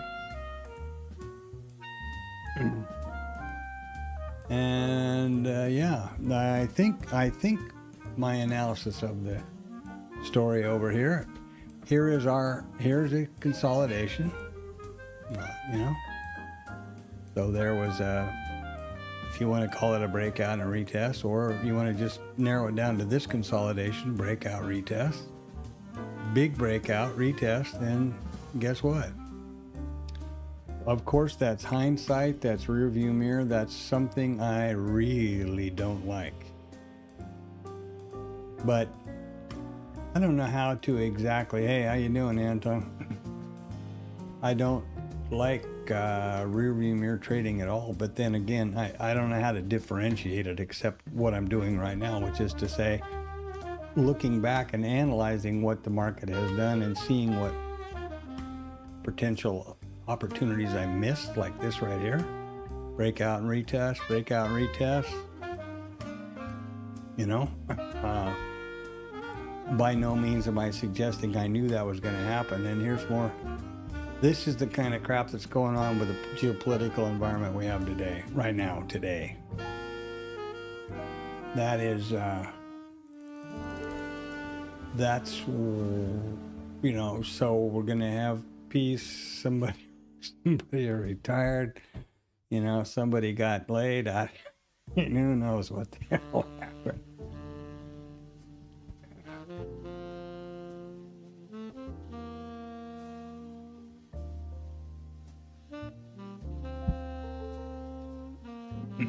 I really don't.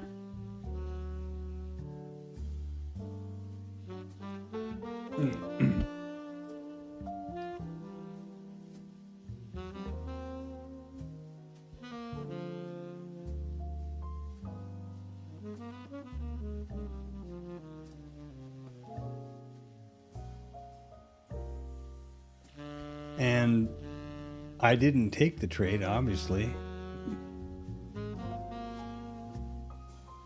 I've got to figure out how to code that so that I can backtest them, or you know.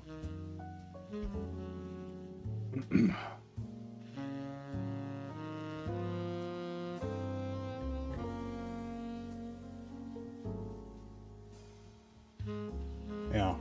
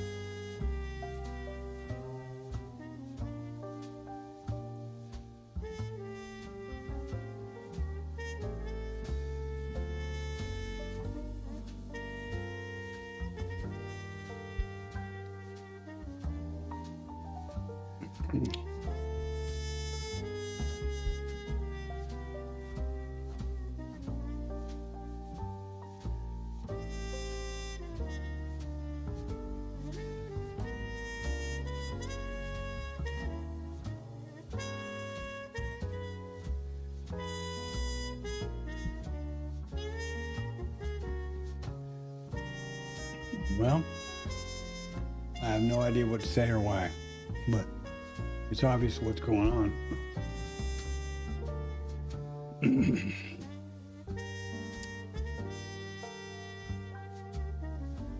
Oh, here we go. Trump looks to have another round of talks before escalating with Iran.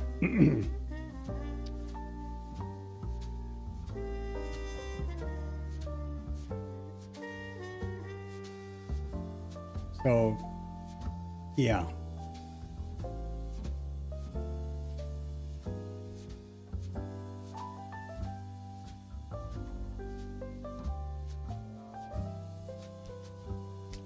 I mean,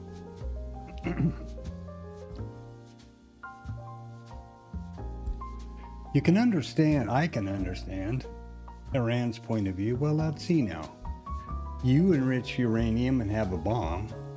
Russia, India, Pakistan, Israel, China. But we can't enrich uranium or, for nuclear purposes of power generation in Japan, I guess. That seems pretty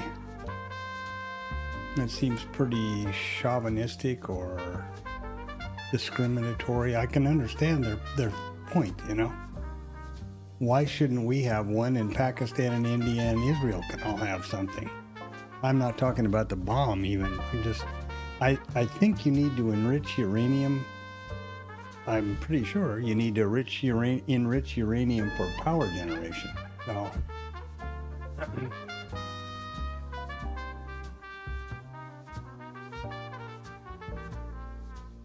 yeah, I'm standing by. I was on that extended school run, and context is definitely up.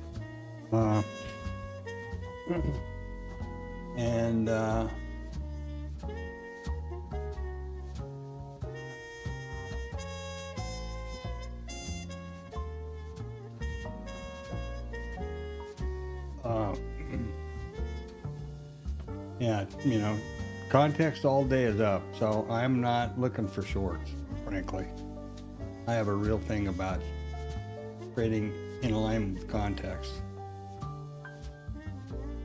which I hope I can figure out. There we go. And as I was mentioning, I think before you got back,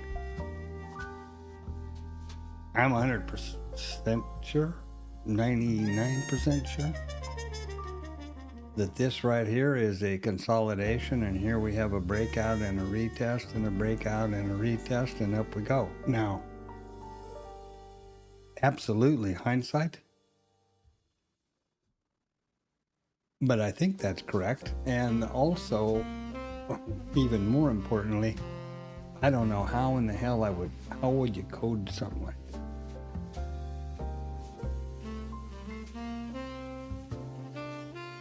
I don't know. I'm thinking of backtesting, right?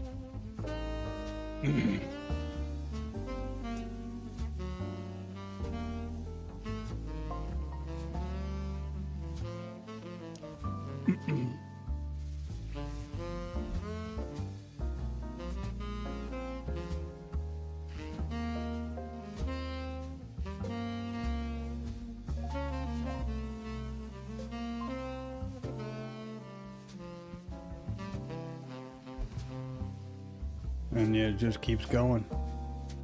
So the gap rules were just extraordinary. Again.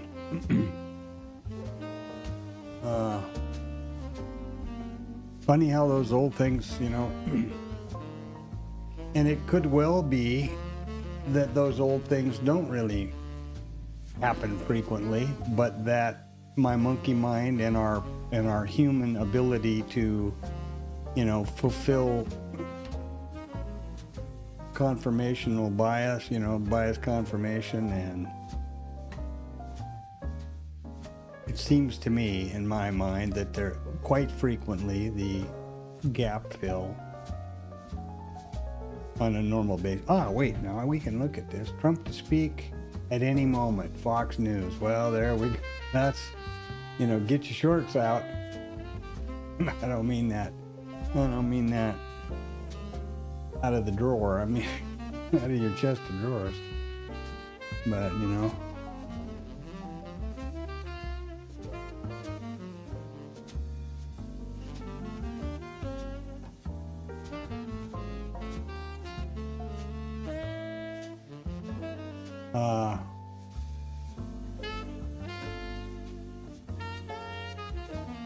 Yeah.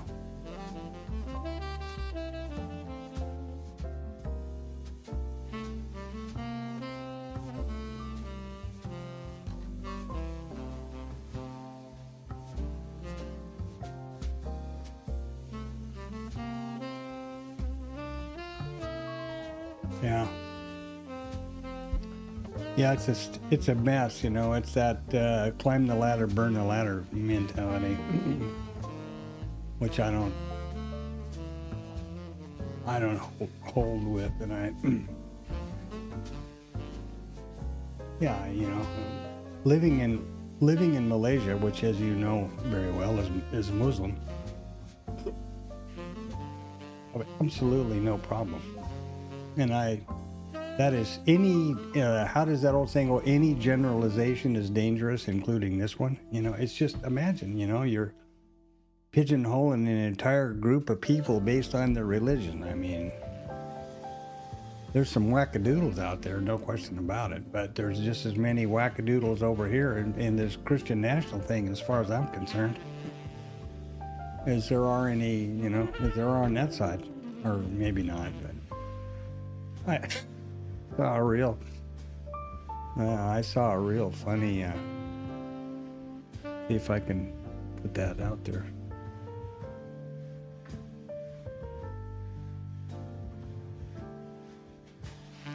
I don't know how to explain it well enough, but boy, it was funny. Never mind.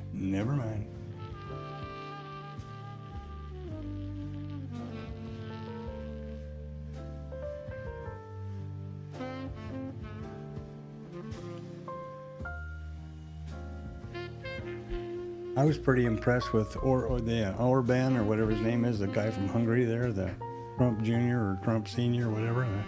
Been in place for 16 years and just completely abided by the election and, you know, turned it over and said congratulations. I thought that was just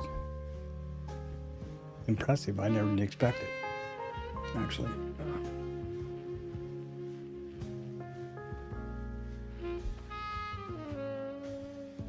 Conceded the election, and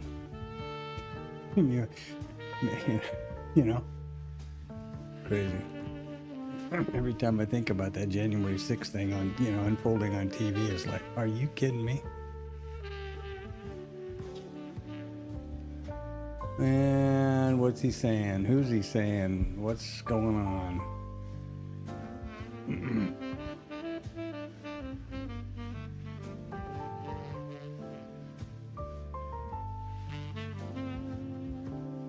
Well, if I'd have gotten long off that, would have been dumb luck. But boy, that bar trade would have been stellar, huh? I was trying to take a picture of that and ask those guys over at Static if that's what it is. I think I did that. Oh no, I got all carried away with. Got all carried away with Trump's going to say something.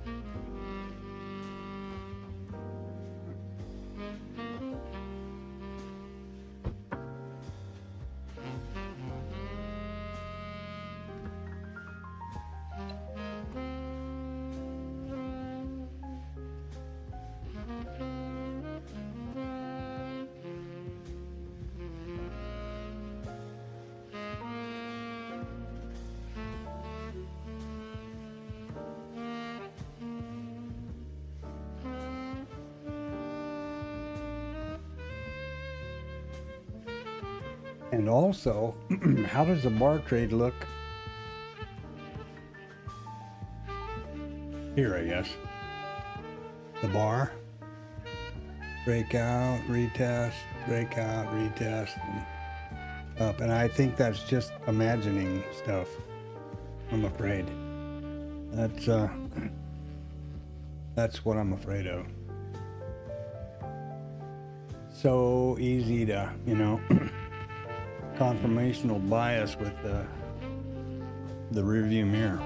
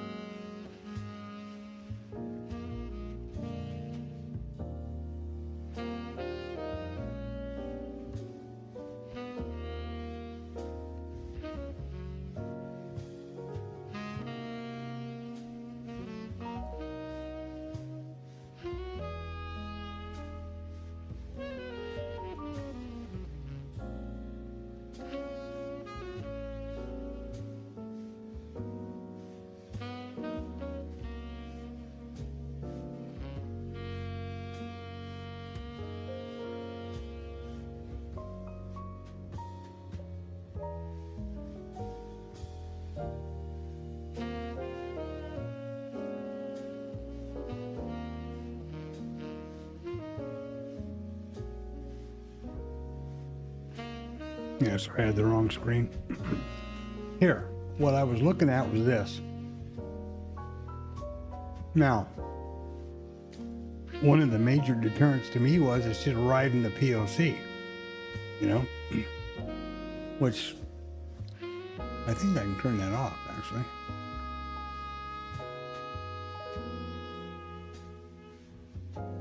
No? Or I guess it's also the full session. Anyway, you get the point. It was just riding the POC. But breakout, retest, whatever that was, breakout, retest, and then up we go. I don't know.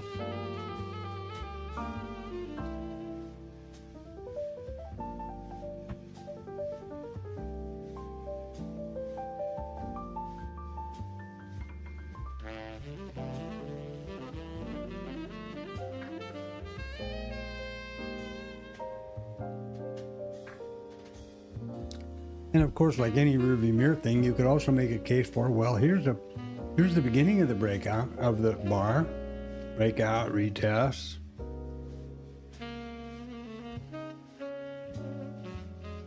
breakout, retest.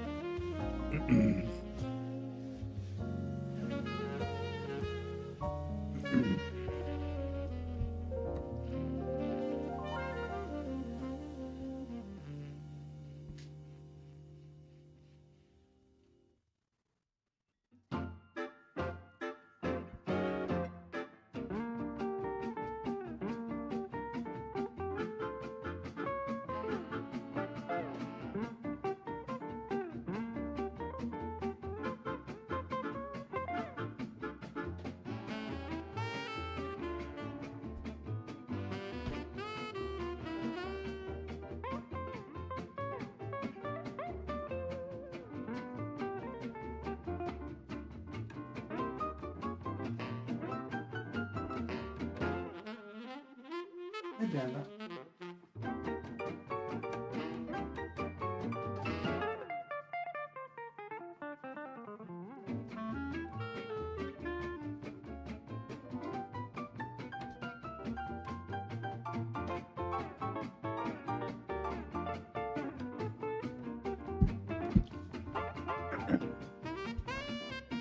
Well, it's absolutely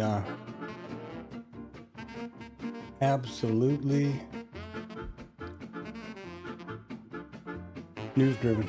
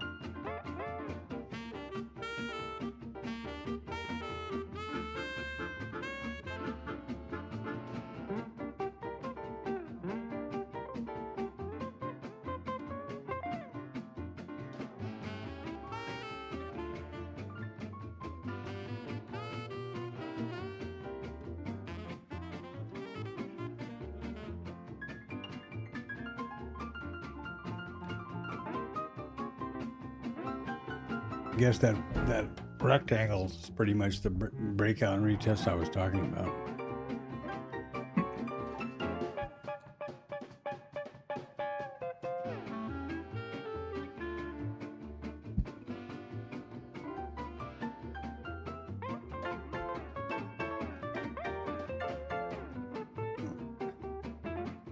What did he do? Say, oh, never mind.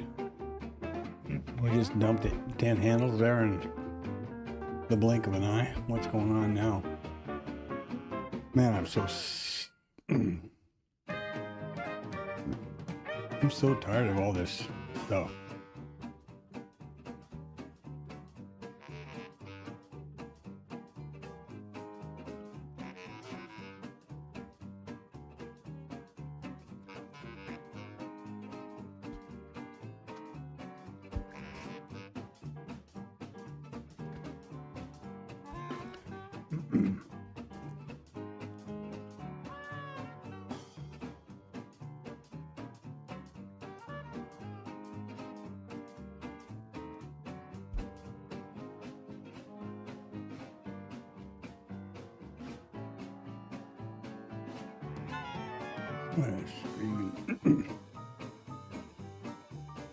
Yeah, he's now speaking from the Oval Office, apparently. Careful.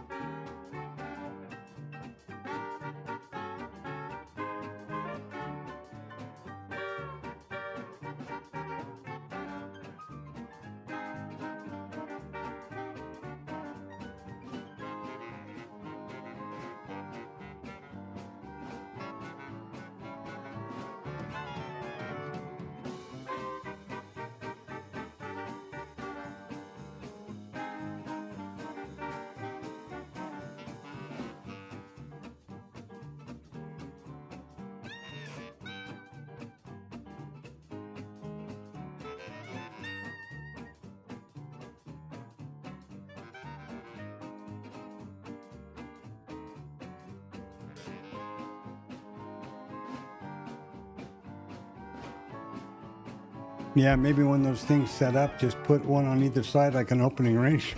Opening range, straight and hope for the best, right?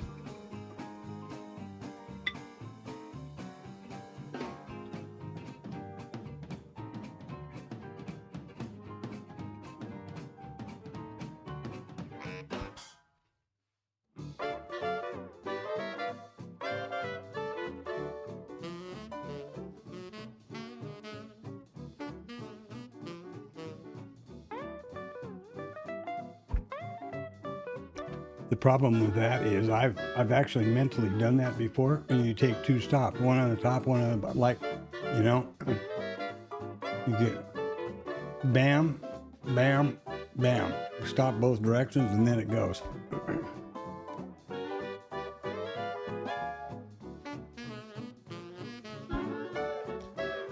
Well, what is he saying now? We have good relationship with China. Jesus Christ. Really? I wonder about that.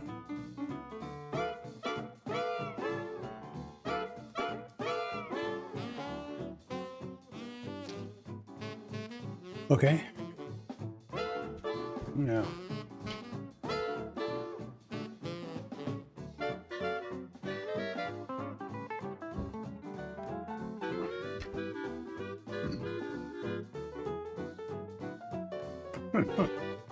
I wonder if Trump or any of those guys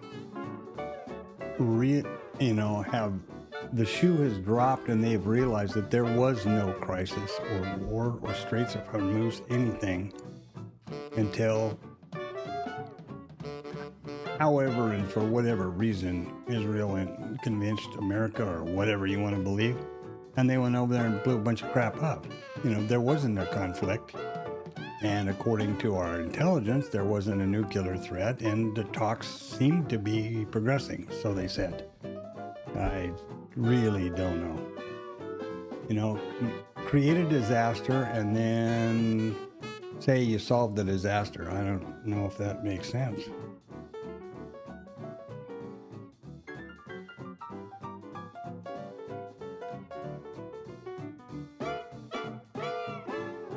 Kind of seems to be the politics we're having or the environment that we're in, let's just say.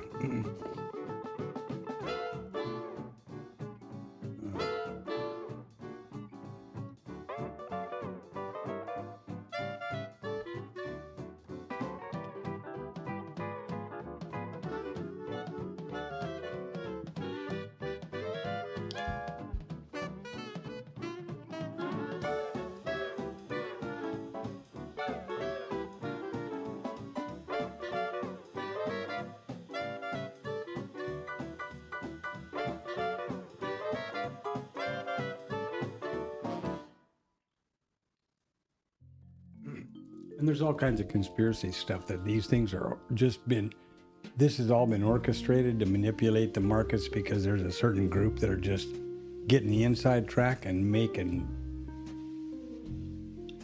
buku money. Like those insider trade deals, that went through that everybody figured out. I have no idea. I can promise you one thing, I'm not one of those insiders.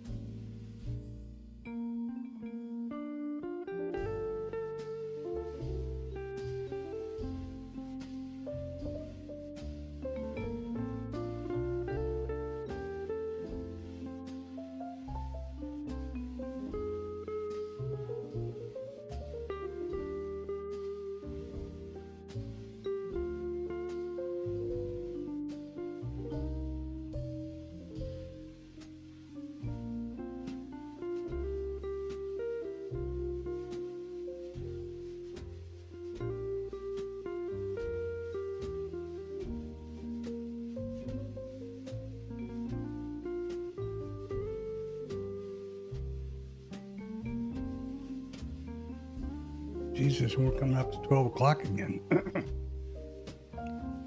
Well, there's a value area high, so they punched it all the way across. Something's wrong. How could the value area high possibly be higher than previous RTH high? That's ridiculous. Something's wrong with these session prices. I mean, just look. There you go. That's a little better. What the hell was that all about? Huh. Jesus God.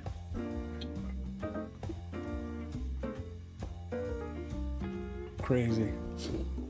Completely crazy.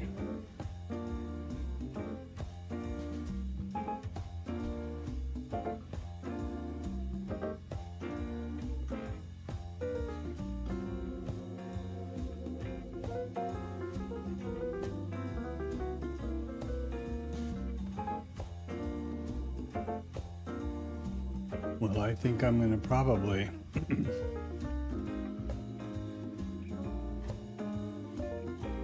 take advantage of this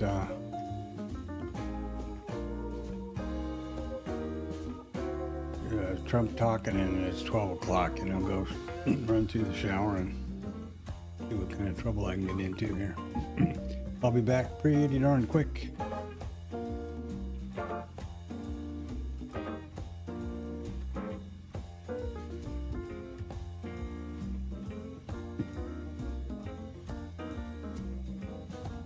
I don't want that. Get away. This value area high thing keeps jumping around, and it drives me crazy. It was doing that the other day. This is not the value area high from yesterday. And in a minute, it'll jump back down here where it belongs, which is right here, where the flag is.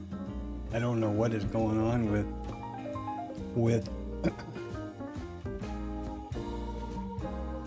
that one price level.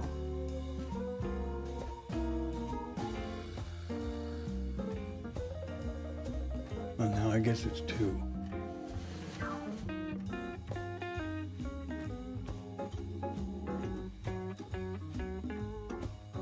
I don't understand how that's possible. Value area high, remember, is yesterday. The current, the previous auction, let's put it that way. And the current auction is the developing value area high and low. So why those two are flashing back and forth?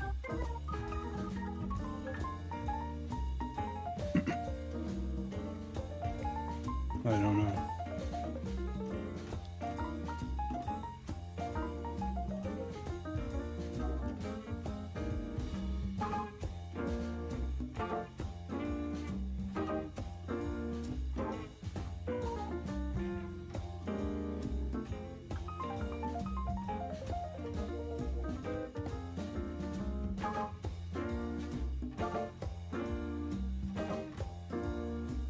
Wow, the guys in a lot of folks over in the TLab are all excited about, yay, America, new all-time highs this week, and go, go, go, we're doing great. It's a great attitude.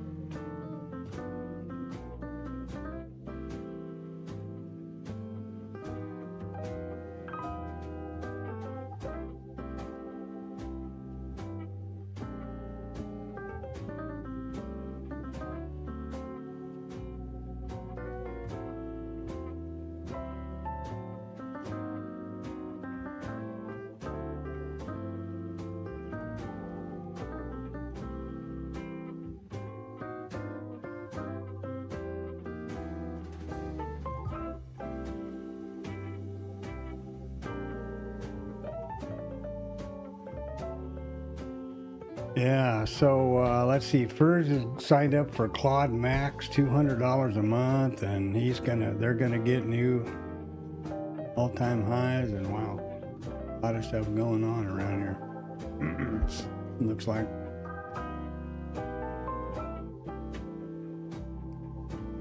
A lot of stuff going on over there. Good for them. Good for them.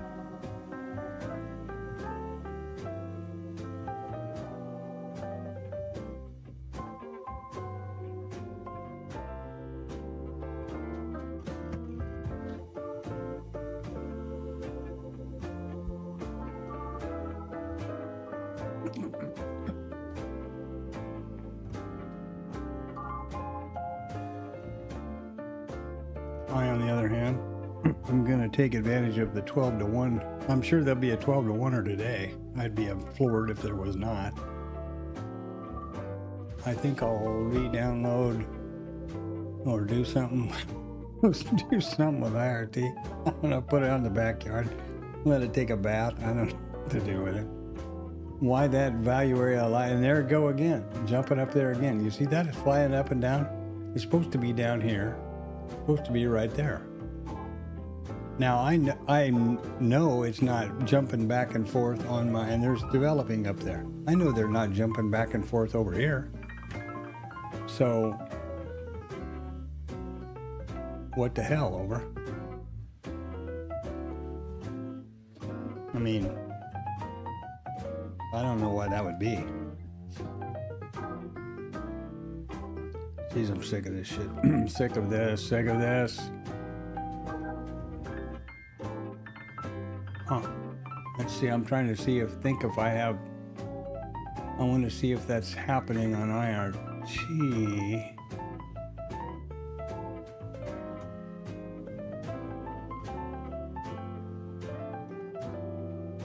I'm not sure what this does, I forgot.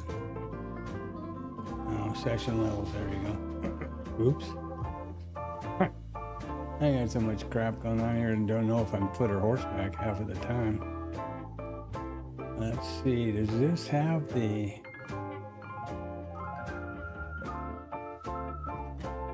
full session prices? I don't think so. I thought I had one that's got the full thing going on here.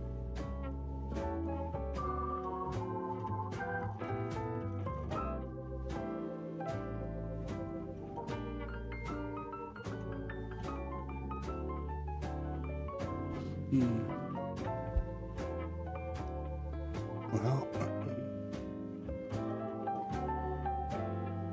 guess I closed it. Okay.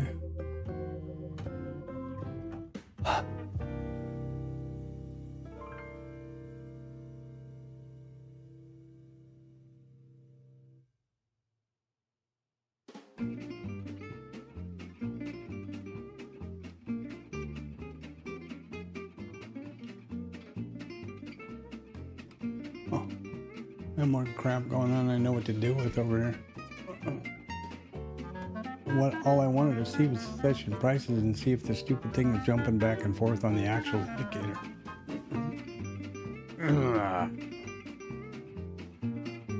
I've out-tricked myself, apparently.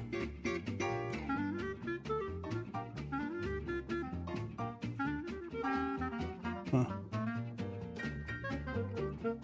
I know one thing let's do. Let's look and see if it's happening. I don't want to change my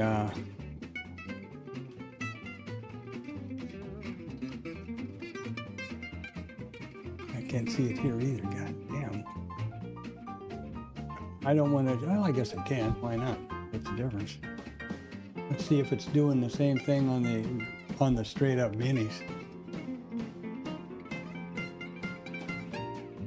Wow, look at here. The developing value area high is way down here and the value area high is there.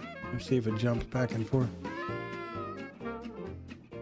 These are the minis. Now, something about the minis about what I just did that might be important to somebody. Yeah, that death by 1,000 cuts crap is what was happening to me with taking the IB trades, you know, religiously. Just, you know, 24 bucks or 30 bucks a whack every time I got hit it doesn't sound like much when you say it quick, but put 10 of them together, and what is that?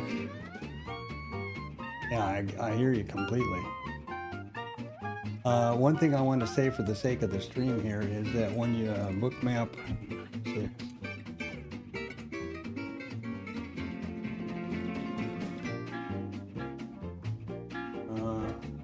something about bookmap behavior that's important to note.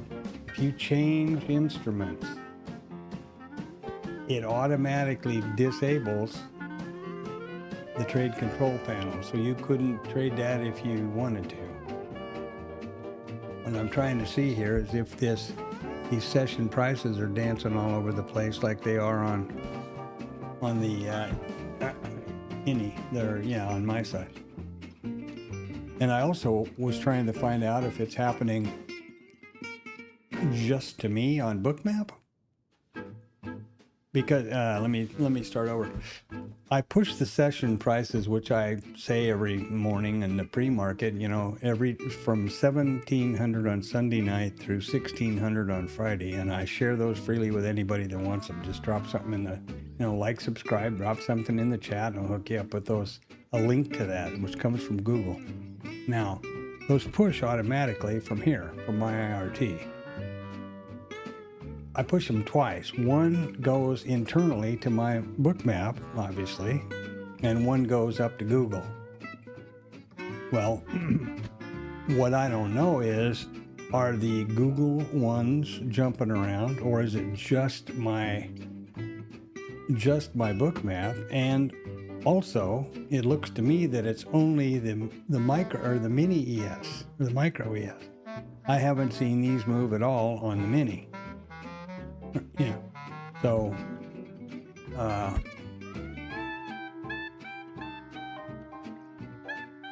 there.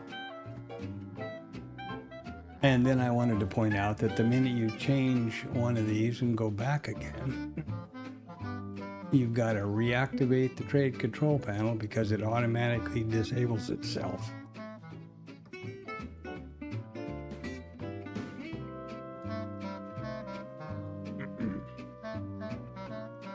And quite a big difference, if you notice, quite a big difference in these values. 73 half on the developing value area high on the minis, on the micros.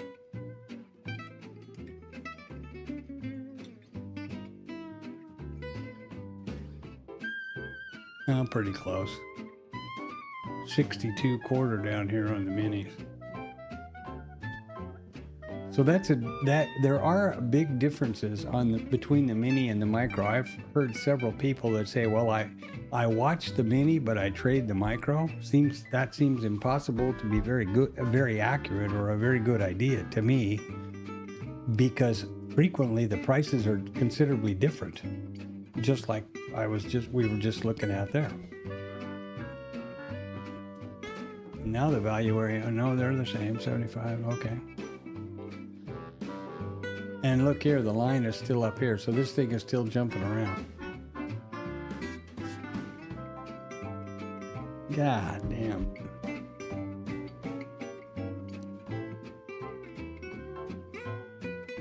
No. It's the same. All that happens here is that every whatever minutes, this thing exports the session prices.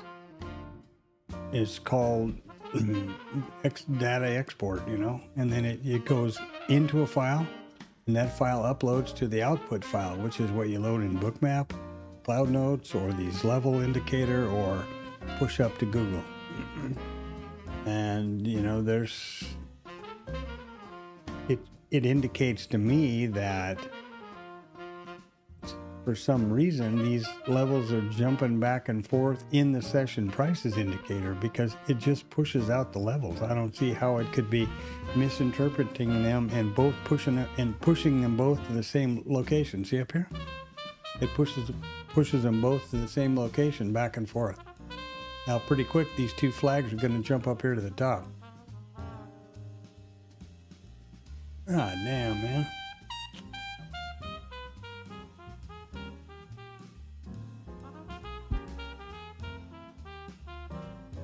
Yeah, I'm sorry to hear that, Anton, but you know, go for a walk around the block or chase mom around.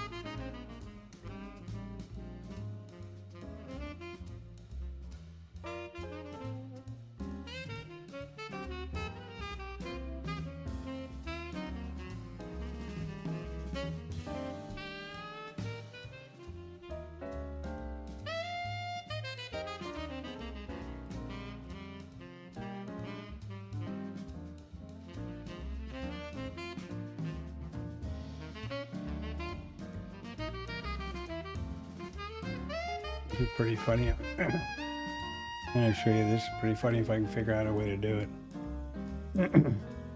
Let me see here.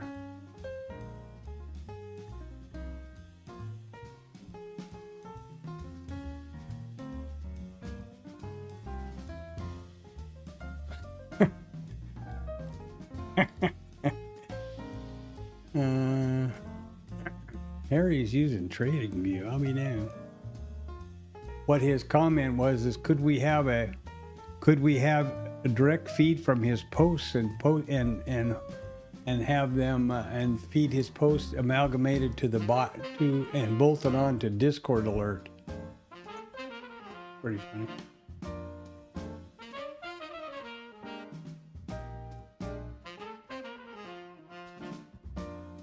That's from Harry. He's a pretty funny guy.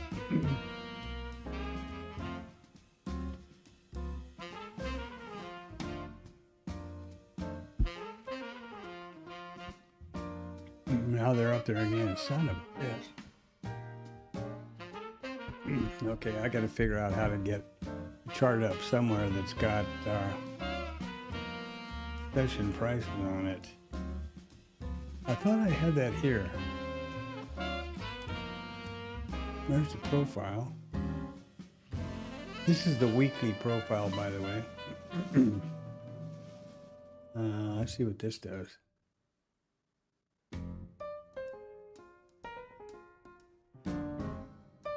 Well, this is the old-fashioned.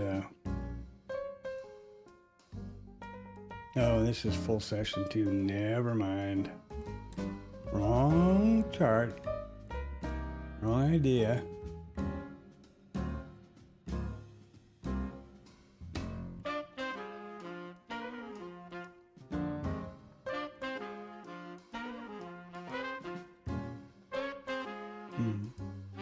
You think about that now.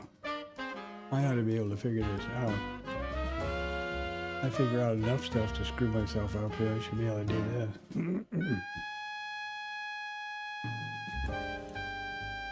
This is the developing value area high right there. And it's not going anywhere, and it's 68.75. And that's exactly what it says on Bookmap when it's not going apeshit. So why this level could be pushing somewhere differently. Hold on.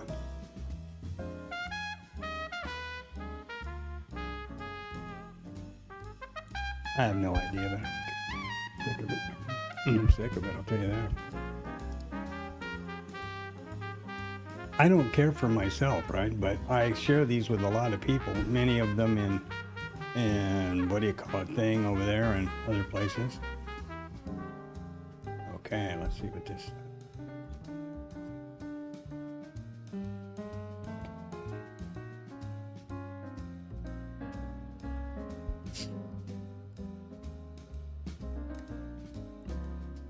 Yeah, the developing value area high is right where it's supposed to be.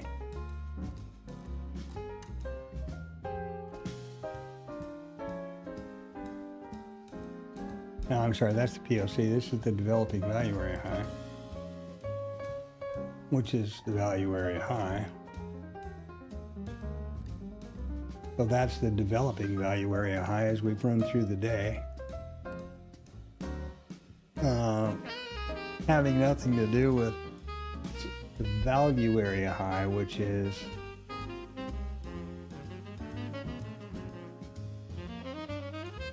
the yesterday's one. Just irritating. I mean, they're correct values when they're like this. They're correct, and all of a sudden it's going to go apeshit, and this is going to jump up here, and so will this, and that's ridiculous. It's outside of range, for crying out loud.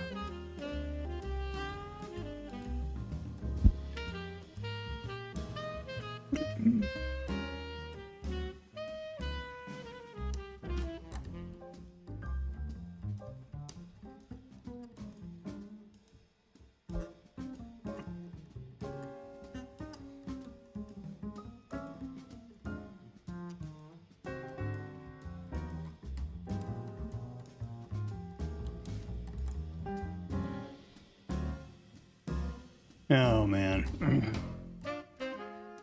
Yeah, that death by 1,000 cuts thing is kind of the reverse of, don't worry about the dollars, just pick up the, I don't know how they used to go, there's no saying, pick up the nickels and dimes and the quarters and dollars take care of themselves. Kind of it's the reverse idea, I guess. But yeah, see, I mean, that's what happened to me with this initial balance trade. I've just taken them mechanically as they presented. Until I've gone through about 10 of them and I'm thinking, well, wait a second here, that's 300 or 350, whatever it is, bucks, because it's $30 a hit on the micros for a 2-lot. Granted, that's one stop on the minis, and I understand that, but still, just to keep, religiously, blindly taking every one that presents itself just because the vetted trade said so, I didn't think was prudent. After I achieved, after it exceeded the backtested expected consecutive stops.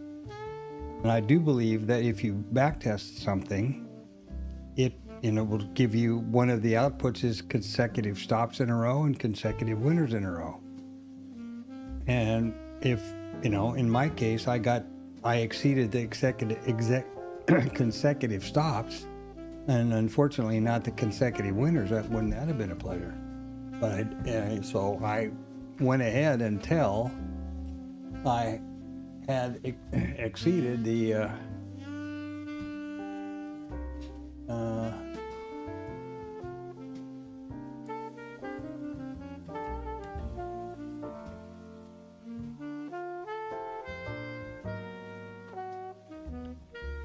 until I exceeded that consecutive number of stops, then I stopped trading it. And I'm trying to figure out what was wrong and, what had changed. The market, the edge is gone. I don't, overfit or try to curve fit at all. So that's not it. So yeah, I don't know. Yeah, it's not smart, Need to be smarter in the tools you're working with, maybe that's it. I don't know. One thing I'm going to do at 12:15 is skedaddle off and get something to eat and shower and whatnot else. I'll be back directly. Have a, if you start making a lot of money, make sure you trade for me too, eh? I'd say right now, Trump is still talking. The market's going up on all this wonderful stuff that's going to happen. We're going to get their enriched uranium, and we're not going to do anything. We're not going to escalate until we have another talk and whatever else. You want to see all of that else, you can. Remember that these news sources are free. This is Financial Juice. The other one's investing.com. So you can financialjuice.com, and you got the same thing here. So this continues. I don't know. Oh, so we've turned back a tanker headed to China. The U.S. has blockaded a tanker passing through the Hormuz Straits with no problem and turned it back. What in the Christ is going on? I mean, last week we were going to annihilate a civilization if they didn't open the Hormuz Straits. It's apparently open now, and we're turning back ships because they're going to China and not places where we want them to go. So, wow, that's pretty weird. He's concluded his remarks at the top of the hour, so he's not still talking anymore. That was my point.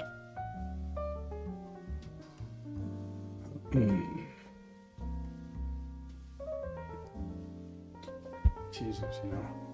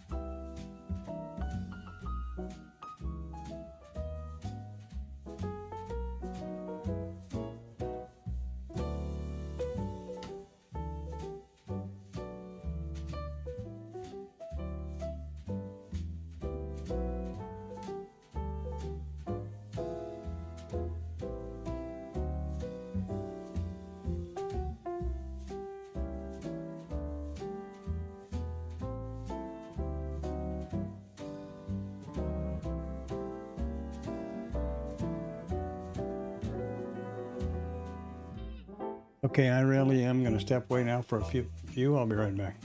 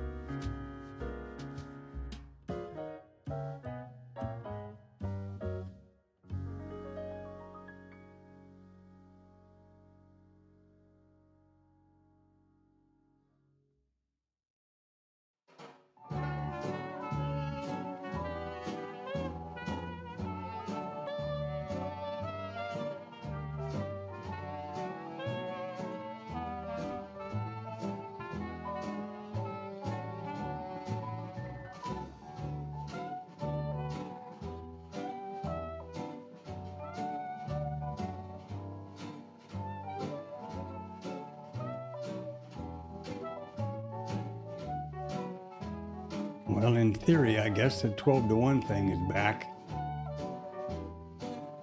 Whatever that means.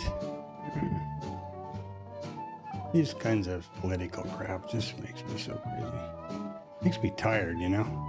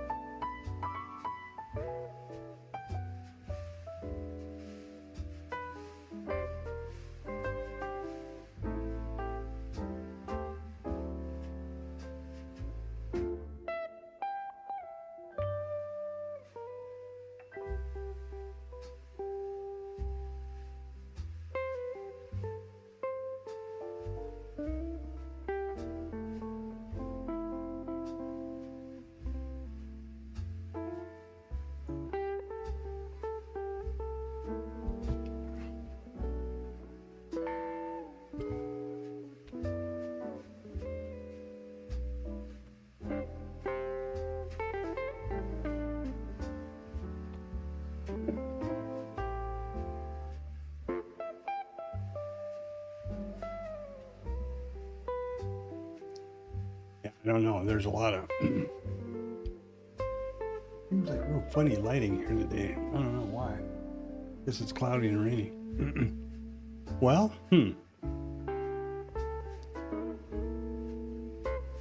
boy, I'm telling you that breakout and retest would have been the winner,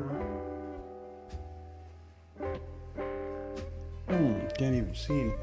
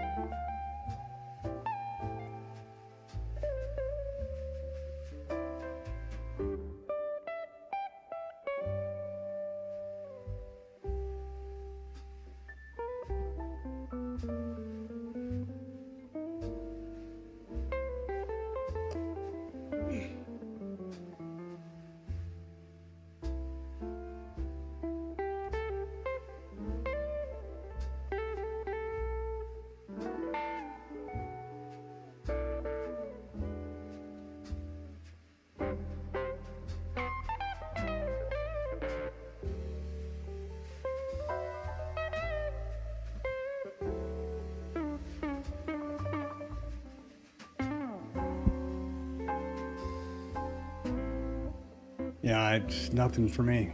This is really frustrating. My eyes aren't focusing. I'm pissed. Not a pretty picture. Well, if the light gets just wrong, I can't see anything anymore. Especially if my eyes have been working pretty hard.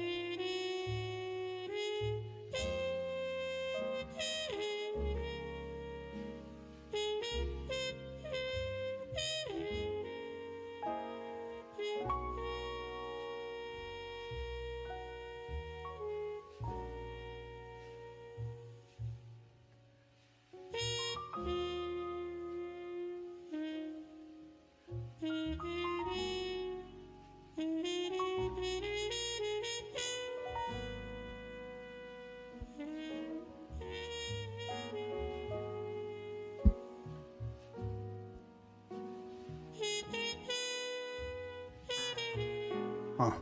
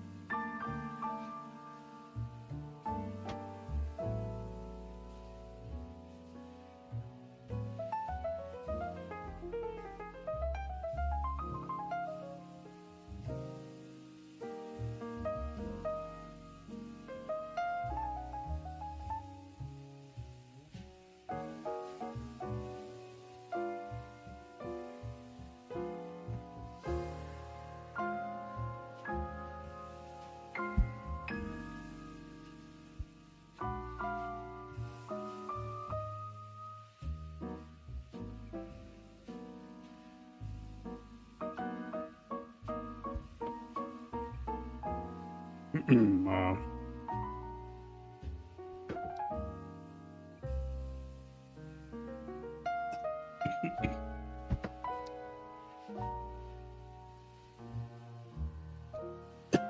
me.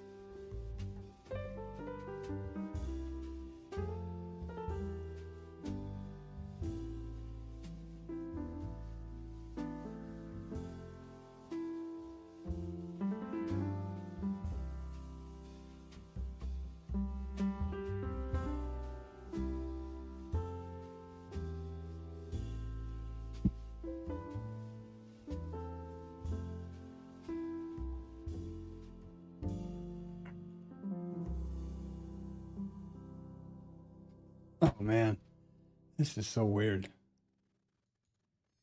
Well, I didn't want to do that.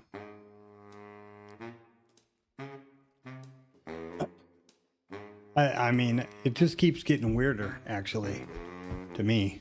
Have you seen this post? He posted this morning of himself. Now, apparently, people up and down both sides of everywhere are freaking out. And, you know, it's just pretty bizarre. He posted this. He generated this on AI, apparently, and posted it of himself. That's just the weirdest. I don't know. You know, what do you say? I don't know.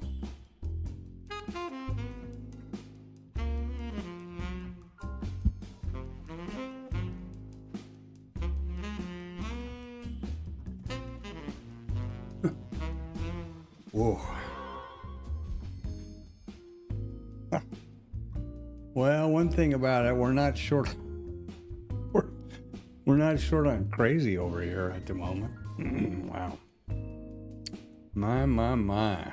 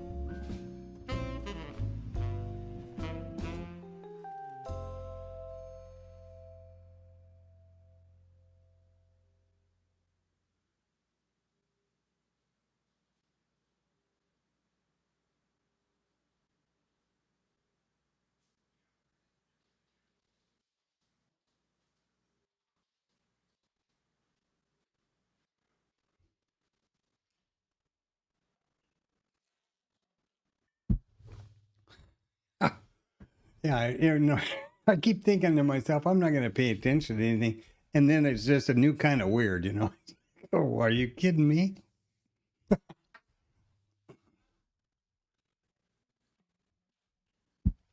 Yeah, who knows? You know, who knows?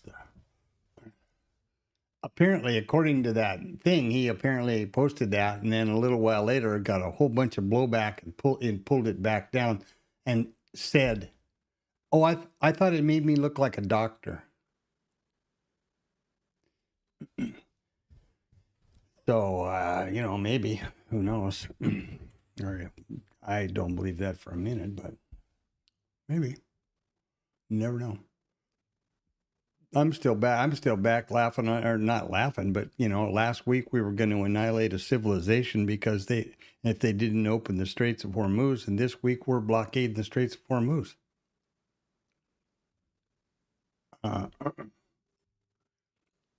Seems a little inconsistent in messaging.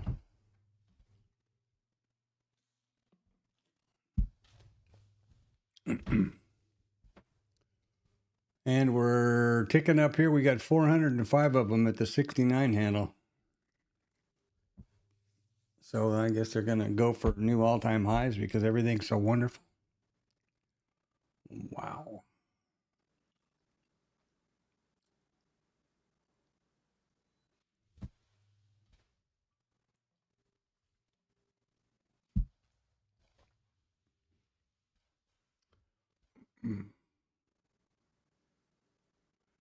Yeah, I don't know, man. It's just too weird. Really, really and truly too weird.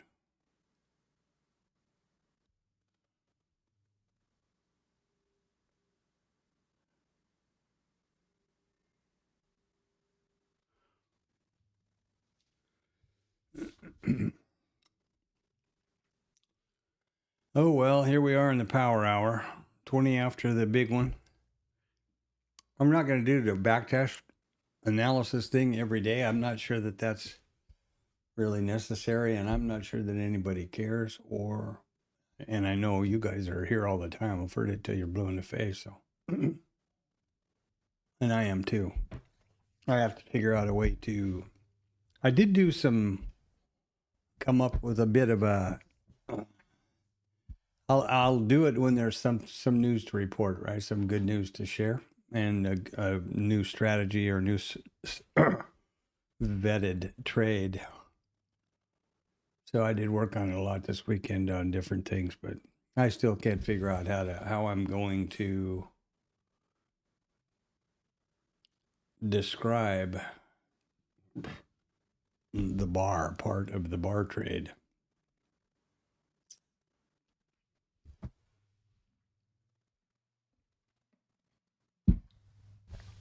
The thing about that whole trade is it is so definitely subjective, right? That any kind of, I don't know, any kind of real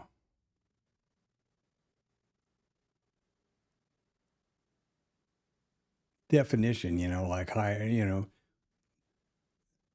so many bars back, high is less than so many bars back. I don't know how to do it. I don't know how to think about it, and talk about it, or define it, and that's the problem.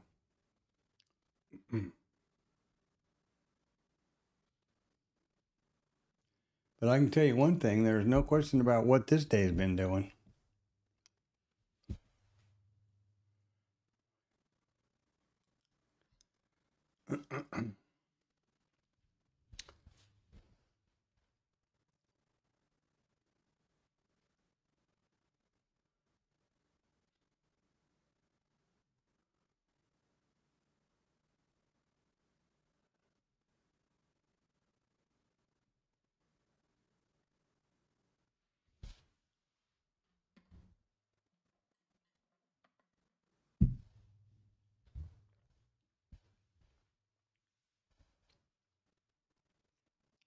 Out the top we go, new highs to 6,900 here, by golly.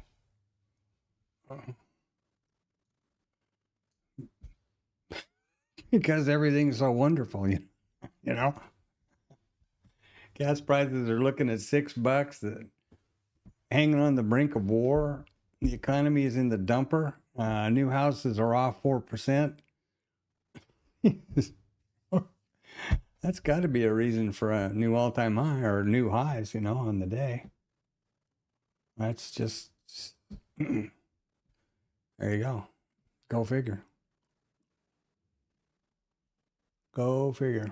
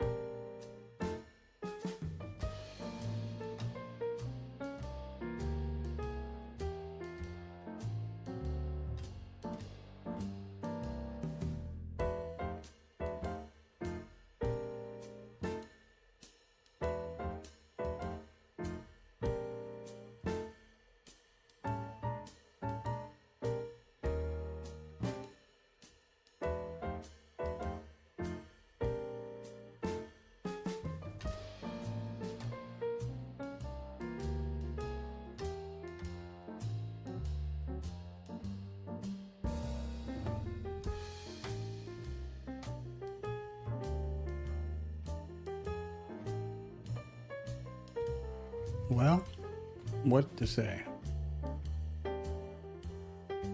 And if you want to believe this thing, no, it's not true. Of course, this thing is still doing the developing value area high boogie over here, and the value area high, that's complete crap, of course.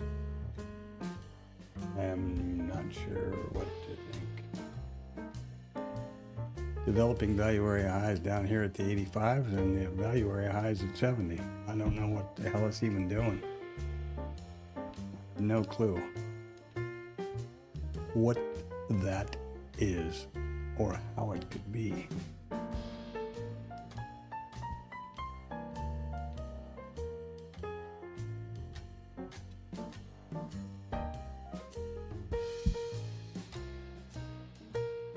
Yeah, it's just, yeah.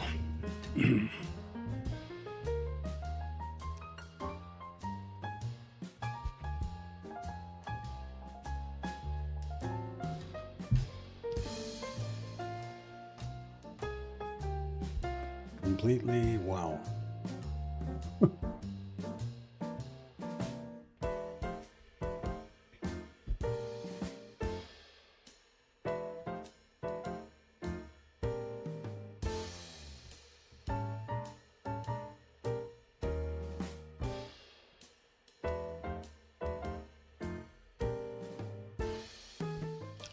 Completely, wow.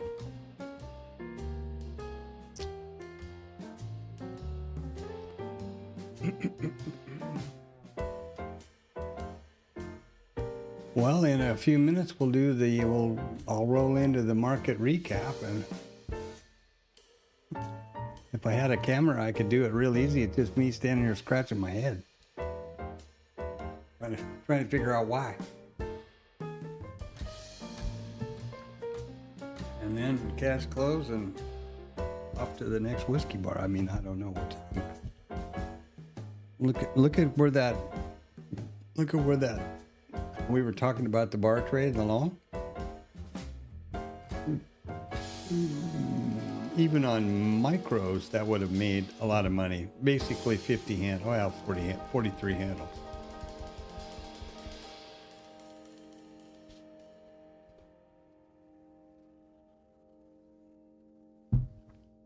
And I would have well, there was definitely an anticipation that we were going to have an up day based on the way Context was trading. Look at overnight. I mean, just look at this. This is our overnight. Let's see if I can make this easy to see. Yeah, there you go. There's the overnight open. Straight up, keep going straight up. This is ETH, where we are right now. ETH, RTH, where we sit right now. Go figure. Why? I mean, I have no idea.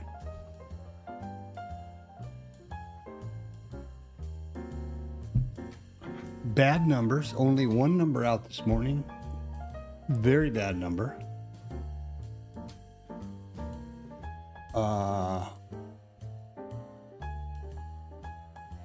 I guess only based on the possible favorable news that we're not gonna, go nuke a civilization. I mean, I really don't get it. I'm pretty sure that I don't understand what's going on. And that's frustrating because I thought I had a fairly good idea, Thought I had to be able to kind of get the momentum or the sentiment, but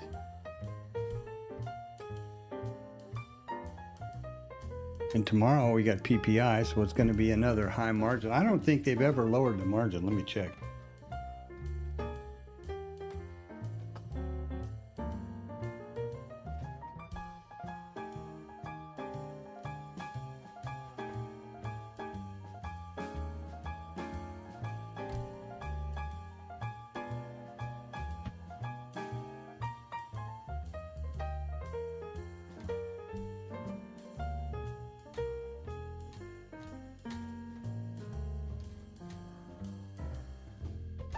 Well, they did. They restored the margins early at about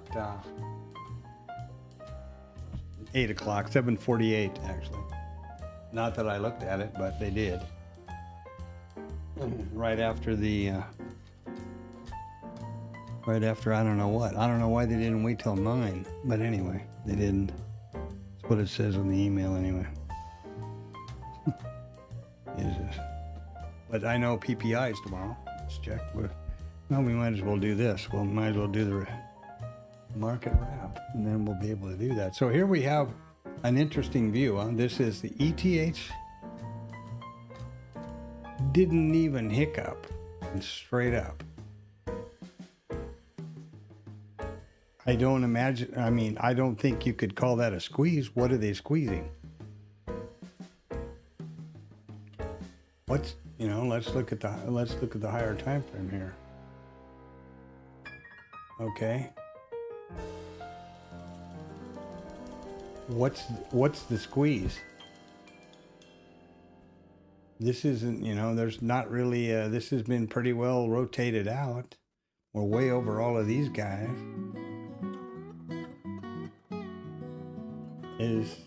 I don't know, maybe Tom had something brilliant to say on the thing that it understands better than I do, but this is today. Here we are, Friday.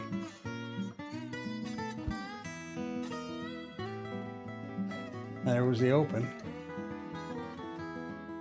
At one point last night this morning early when I woke up, we were trading clear down here, way below the MCVPOC. And they brought it up here, as you can see right here.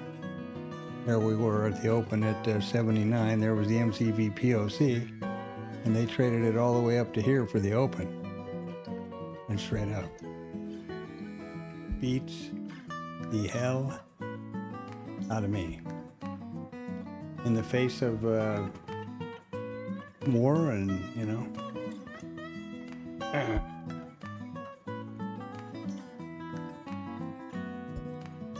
Oh.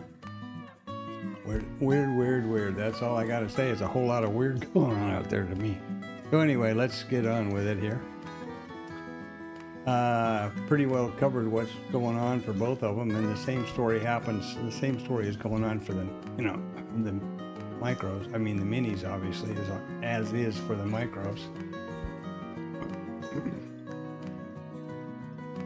Yeah, I really am at a loss for words, actually.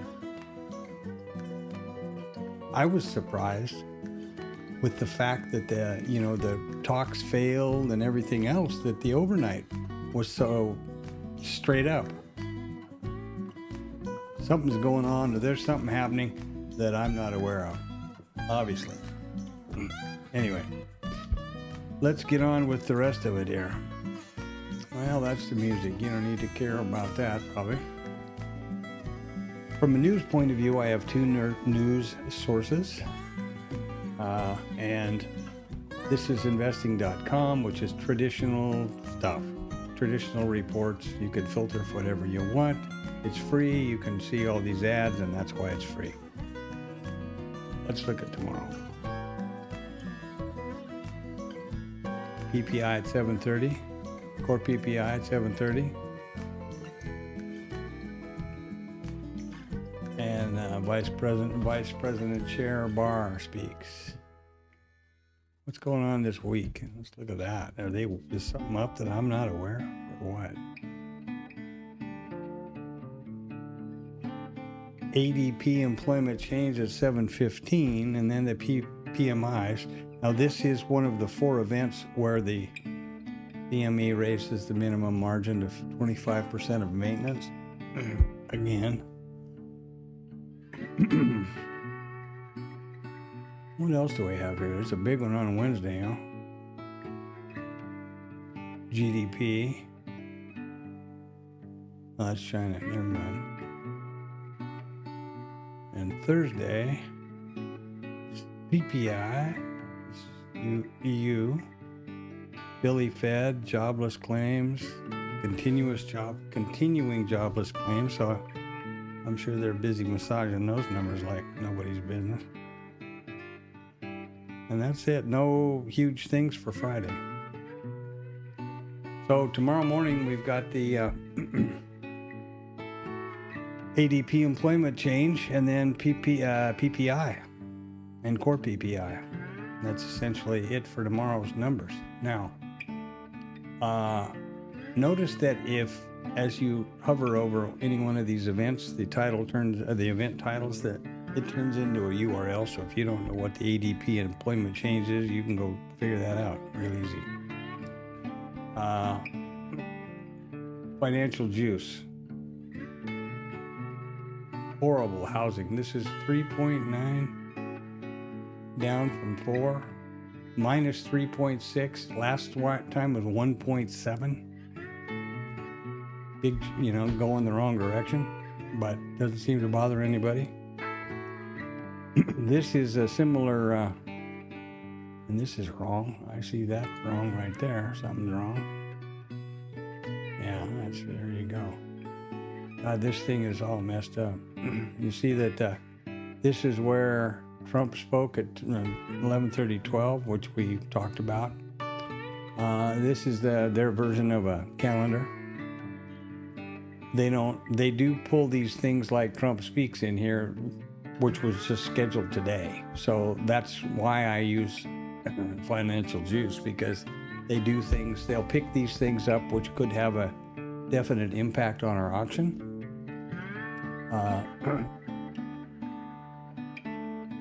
And we are risk managers, really. That's what we do. Our main job is to preserve our account. And the only way you can do that is manage your risk. The only way you can manage your risk is if you know about the risk. If you don't know about it, it's a blind side. That's not a good thing. And it ought to be obvious to anybody that's alive and looking at the markets right now that these kind of things can have a huge impact on the market. Not saying anything political. It's a fact about trading. And over here is the Squawk Box affair. So,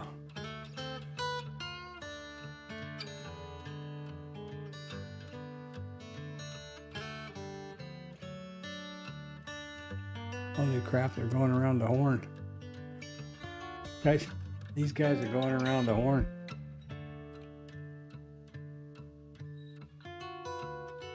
And to stay out of the Straits of Gibraltar. Wow. That's that's some heavy water down there. Anyway, and pretty quick at 1450, we'll have the market on closing balance up here. So, my advice is to just, lighten up. If you're going to trade, make sure it's a vetted trade that you have actually done the work on. If not, you're just throwing yourself out to what may happen. And now, having said that, it's been a real methodical trade up. If you got on this at any point with a wide enough stop, there was no looking back all the way to the top. From where's our open down here? 35 up to 100, or up to 103. So there you go. 70 points, right?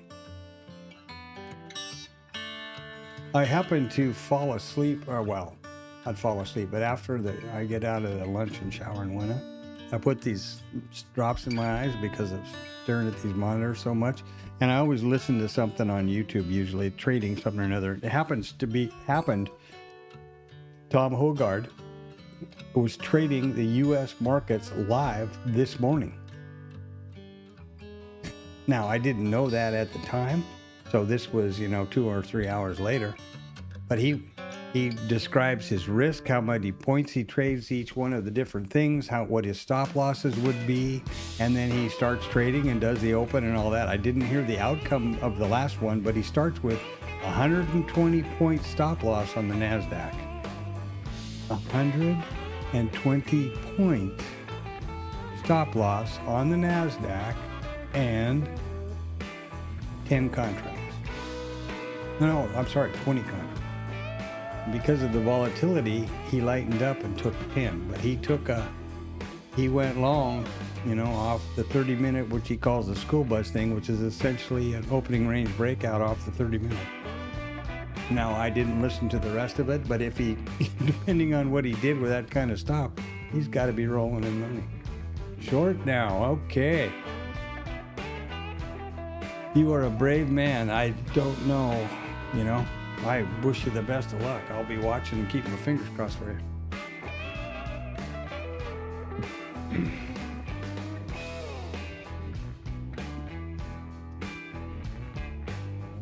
Yeah, so I'll be interested to hear the rest of that.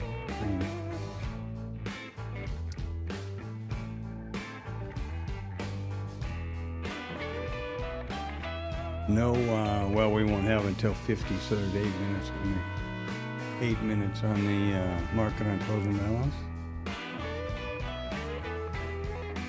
There you go.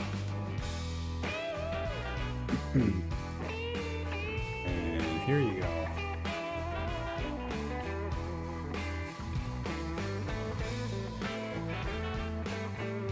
I don't know what happened to these guys over here. Oh, it's so far away from the initial balance high, that's not even a thing anymore, so never mind.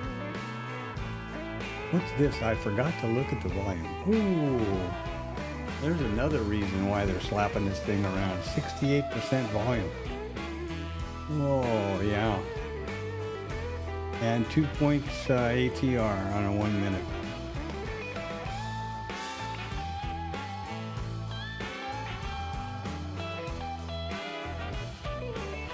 Yeah, that's the nice part about trading your own account. You're not doing that, you know, whatever that, like prop thing and all those. You got to be closed by 3:10 or whatever it is. Different people have different things, but of course you can hold. Are you on futures or options?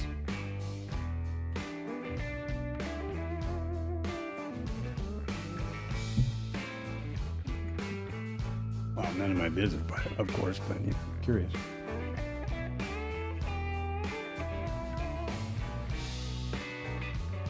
So yeah, if you're short options, you could hold for how long you want, I guess.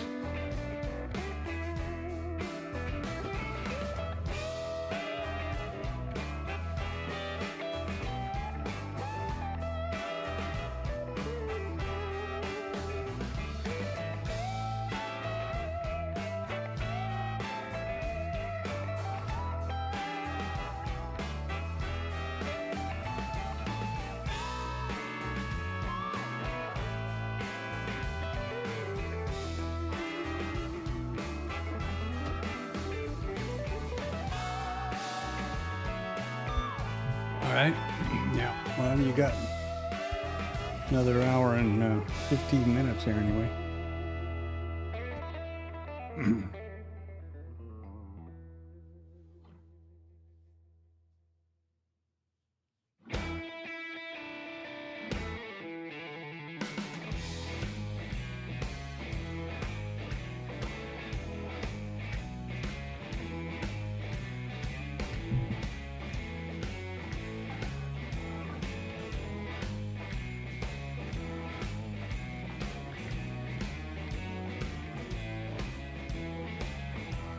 I guess should point out that the 12-to-1 statistic was satisfied today.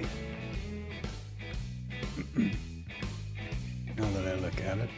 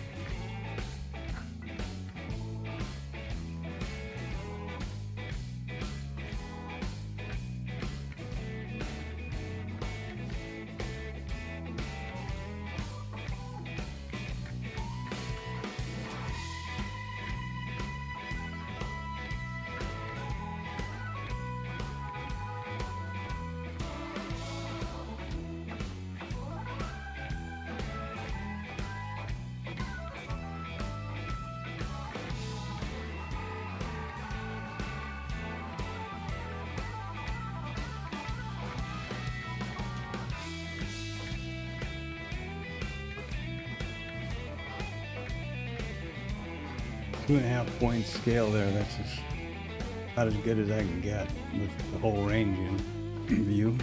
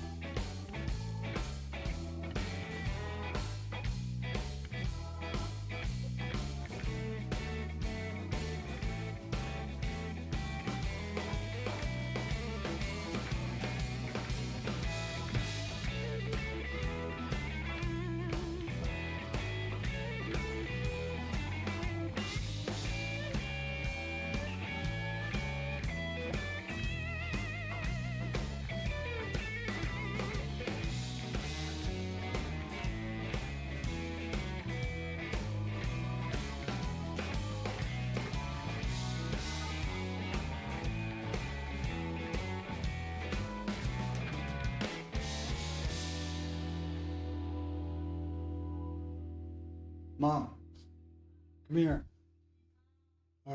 No?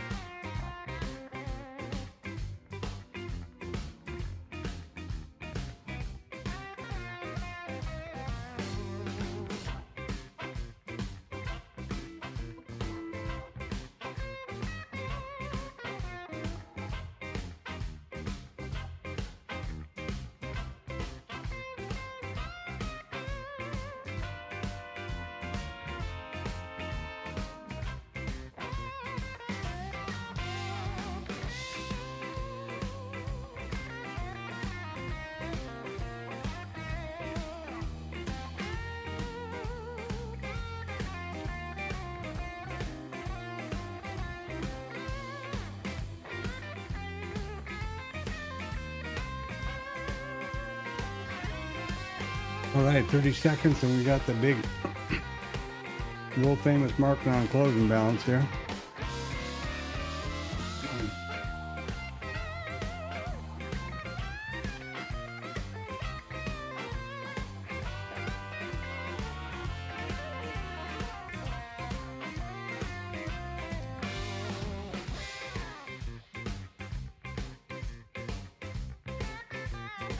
Yeah, yeah, they would. These guys would have had to go through the Suez and Gibraltar.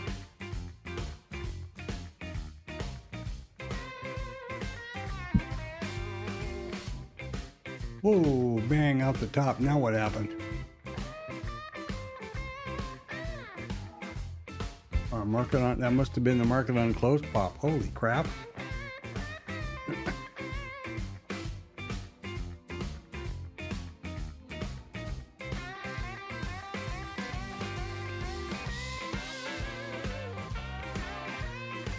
Yeah, I must have been what that was.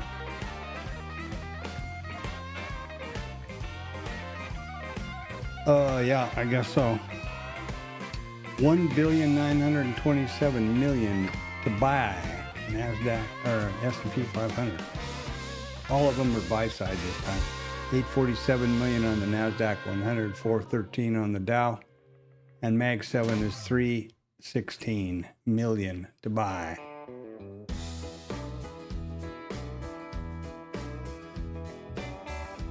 Oh, that's a hell of a lot better than I did today.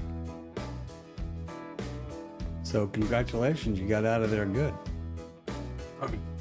Before that, I don't know. So I guess somebody keeps putting crack in the water cooler. I don't know what's going on, It used to be when we had a terrible number, and then there was like an imminent war, and our military sailing into harm's way, and typically that didn't precipitate a huge rise in the market. I don't know anymore. One thing I've noticed after a few sessions of replaying Bookmap stuff through the weekend and just trading them, not thinking about any of the, looking for that bar trade and that kind of stuff, I noticed that if I just took the trade opposite to my initial thought, I would have, on most of them, I would have done better. It's like something's wrong here. I got to figure it out.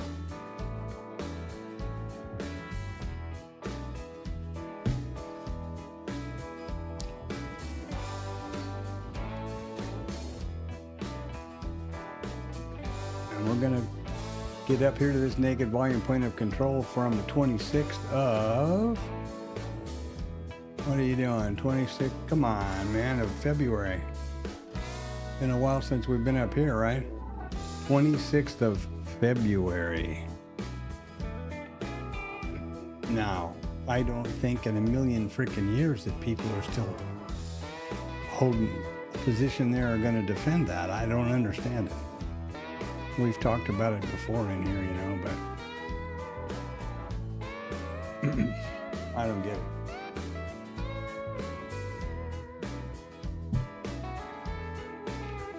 Unless it's just that hedge thing, which I will say I probably don't understand well enough. But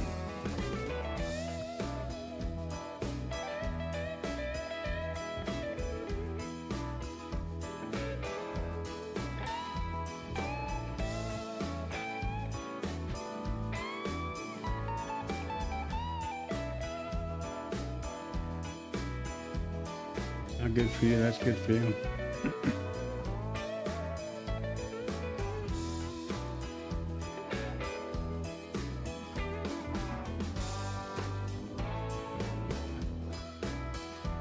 Jesus, they're still going. I mean, it has all the indications of a squeeze, right? But who are they squeezing? Well, have a good one. Talk to you tomorrow. Yep. Congratulations on your win. That's great. Good trade management. I go get Tam in about 2 hours now.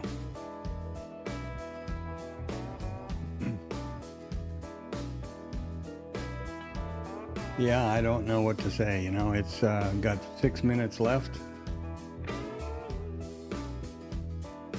It is a crazy mixed up thing right now, I think. From my point of view, the key focus needs to be risk management because, and by God, always, whatever you do, whoever's listening to this, don't ever trade without full brackets. If some weirdness, this thing or something like this happens and you're not bracketed, it could mean the end of your account. And if you're trading a live account, make sure that your stops and targets are server side, not local, from whoever your broker is. That's crazy. Now, I guess a good time to say the bunch of stuff here, I guess.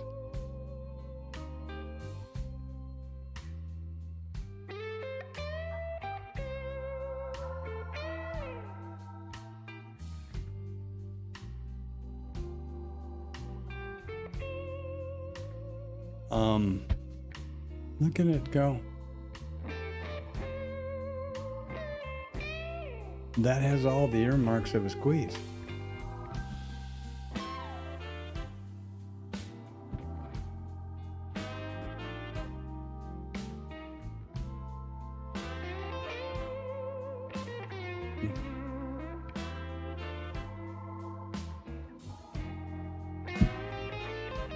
What I would love to know, or somebody to explain to me, drop something in the chat. First of all, thanks a lot for coming by the stream. Like, subscribe, that's super helpful, and contribute to the chat is really great.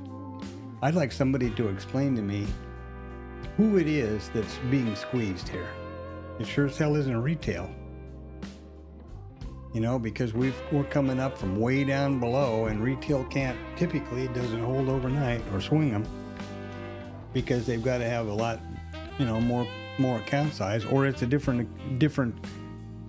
maybe start over, or there is a different configuration or of quote unquote retail than I'm thinking of. Maybe retail has a lot deeper pockets than I'm expecting. I don't know.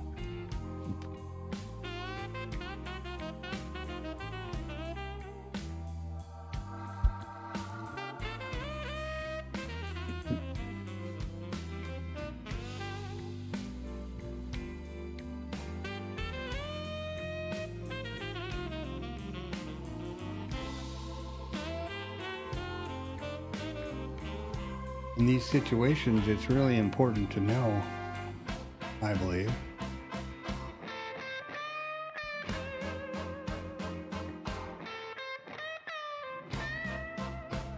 I'm trying to get my screens all figured out here. It's really important, in my opinion, in these, these times, that look at them bracket this up here. Can you see that? You see this liquidity coming in to bracket down into the close? That's the way it used to be. Into the cash close in 2 minutes. But we're in a zero-sum market, right? Yeah, I hope and assume you know that in futures. They call them a contract that we trade because it's a contract between a buyer and a seller. So 2 things about that. Number 1, 2 facts. There can never be more buyers than sellers or sellers than buyers in the futures market. Impossible. Now, there can be more resting liquidity in the futures market, absolutely. But trades, impossible. Okay, that's number 1. Number 2, who do you suppose is on the other side of all these buy trades? Somebody is taking the sell. So they're accumulating inventory. Or if you believe that this is a squeeze,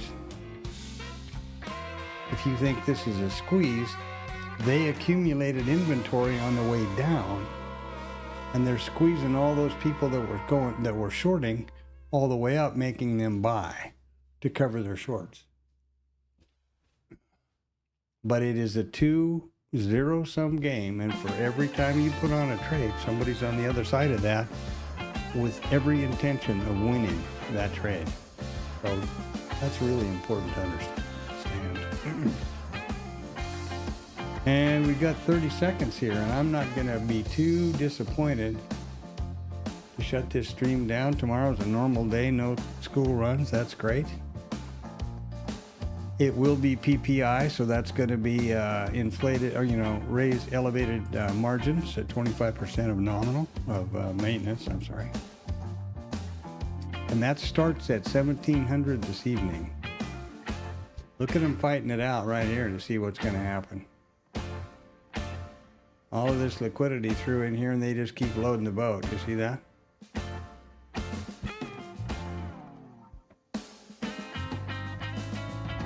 And why did somebody decide that 69.25 was the place to shut it off? Is that a big strike area? It seems to me like there's a part of the system, part of the market that I'm not aware of, like all this, oh, boom, smack into the 25s and then quit. And not a tick higher. Why?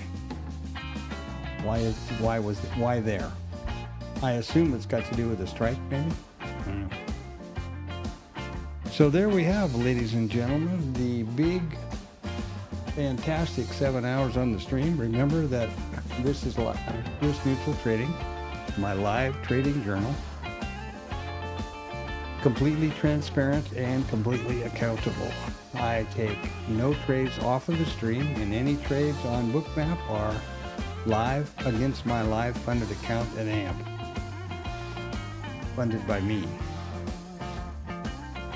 The trades that are taken by the computer in on the IRT side are forward testing strategy stuff, and that is contained within the IRT simulated environment because I want to be sure that it's doing what I think it ought to do before I implement them or roll them out on the live market. So that should be clear, but I very definitely, any trades that are taken are very definitely live in Bookmap. Remember that the most critical tool in your trading office is sitting on your side of the monitor. You know, we spend all kinds of time and money, you know, figuring out monitors and refresh rates and DPI and blah, blah, blah, and software and indicators and mentor this and somebody else that.